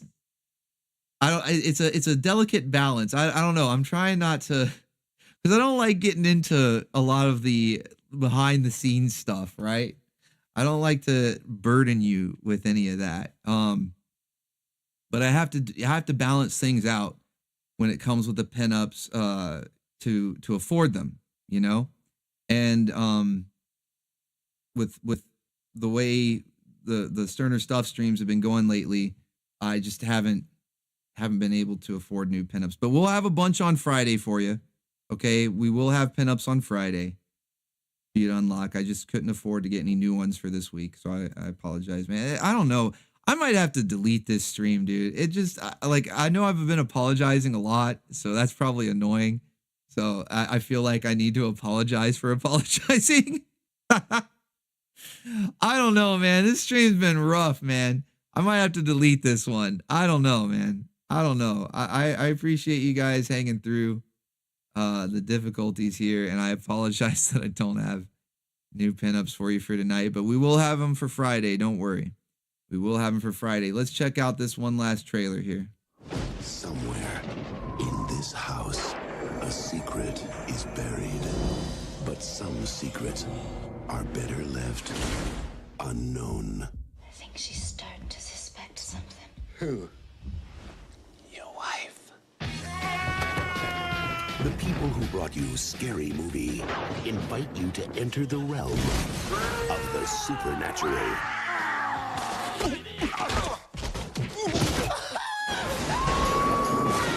There's a poltergeist in this house. Mother's in here with us, Harris. Would you like to leave a message? I'll be sure that she gets it. Yes, Mom, will you get out of there, please? See you later, Mrs. Harris. Every day, There's something going on in this house, Professor. it grows stronger. Hey, kitty.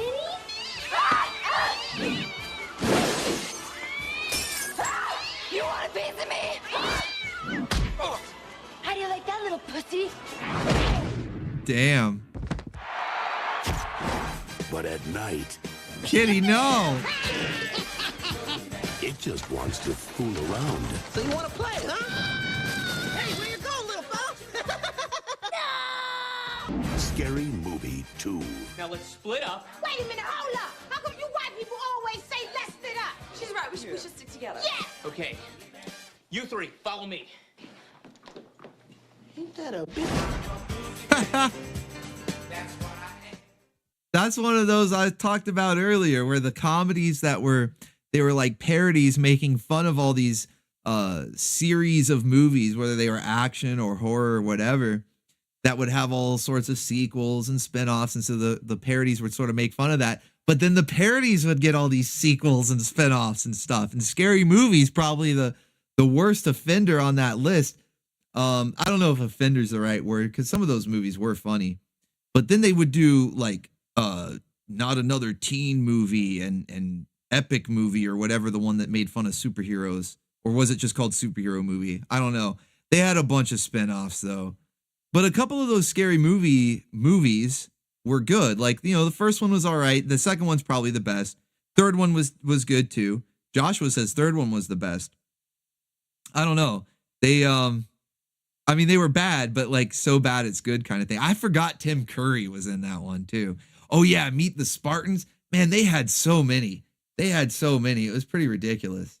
But yeah, thank you for that, Daharka88. Appreciate that, man.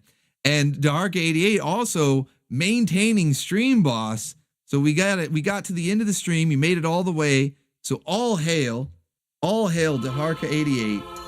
Let's get those pizza rolls raining and a waifu swanging one more time for Daharka88. Holding on to Stream Boss. Be sure to contact me, whether it be on Discord. You can email me at orbitalbaconofficial@gmail.com, or if you've got a wrench, so you can contact me on Coffee as well. You could even leave a comment on this. I'm not going to delete the stream. I'm not going to delete it. But you can leave a comment on the stream itself, whichever way you want to contact me, and let me know the waifu that you would like to see get pinup treatment to be unlocked on a future stream. Everybody else, let me run through real quick and thank everybody that sent in clips tonight. Really good stuff. You guys are always on fire. I expect nothing less because you guys are great. So thank you, Hiei Oni, Prince of the Abyss, Daharka88, the Stream Boss, Alchemy, Michael Rusum, Painting and Rambling, Duo Maxwell, Warwicked27, Richard Hooper, Grumpy Monk. Hold on, got to go to the next page here.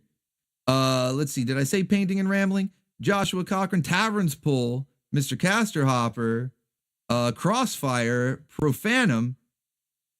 Let's see, scrolling up, Reverb 154, and anybody else I may have missed. Thank you so much for the donations tonight. It definitely helped keep me sane because I was getting a little upset, losing my patience with the technical issues. So that definitely helps. I appreciate it, guys. And then I thank each and every one of you for being here. Your time is valuable, so I appreciate you spending your time with me on this stream tonight. How long did we go? Over 3 hours? Damn. I feel like some of that was padded out with the technical issues, but still, hey, good stream. Not bad at all. Appreciate each and every one of you for hanging out. Be sure to like up the stream if you enjoyed the madness tonight. Tomorrow, we are going to be watching the second half of Cat Planet Cuties in the Discord server. We watched the first disc yesterday. That anime is just as good as I remember. It's one of my all-time favorites, and it's probably even better than I remember. I don't know. I was enjoying the hell out of it. Chat seemed to be enjoying it as well. So be sure to join the Discord if you're not in there already. There's a link in the description, and we will be watching the second half. Unfortunately, it's a short but sweet anime, only 12 episodes plus an OVA episode, so technically 13 episodes long, and we'll be watching the second half of that tomorrow night in the Discord server. And then, of course, I'll be back here on Friday for Sterner Stuff, 9 p.m. Eastern. We're going to be unlocking all the waifu pinups. That's where you can go for waifu pinups. I've got cartoons to A-log, all the latest memes, and wrangling up all the top waifus and going over the latest memes from these 30 and 40-year-old shows. And then I've got the new and improved news segment where we touch on some of the recent happenings that are related to classic things that we've been watching. Some more of that stuff has been going down. We even saw part 2. I was going to play that, but I guess, save me a segment there on certain stuff because I was going to play the part 2 to the Snow White AI chat song, whatever they call that. But we watched that one tonight. Good stuff. But there's plenty of other things to talk about. So we'll be going over some news on Friday and otherwise just having a good time kicking off the weekend. So I hope to see you guys there. And then, of course, Saturday will be cartoons in the morning and anime grindhouse at night. So it'll be a good weekend, guys. We're going to be finishing up Dirty Pair Flash, the final mission, final bit. Man, no more Dirty Pair after that. We're going to have to find something else. Signing off Kay and Yuri one last time. All right. Well, guys, that is the end of the stream. I hope you had a good time. We'll be back Friday. Until then, stay awesome, stay based. God bless you all. And remember, until all is one. Yes, until all is one. Thank you for visiting me. It's been real. Tomorrow.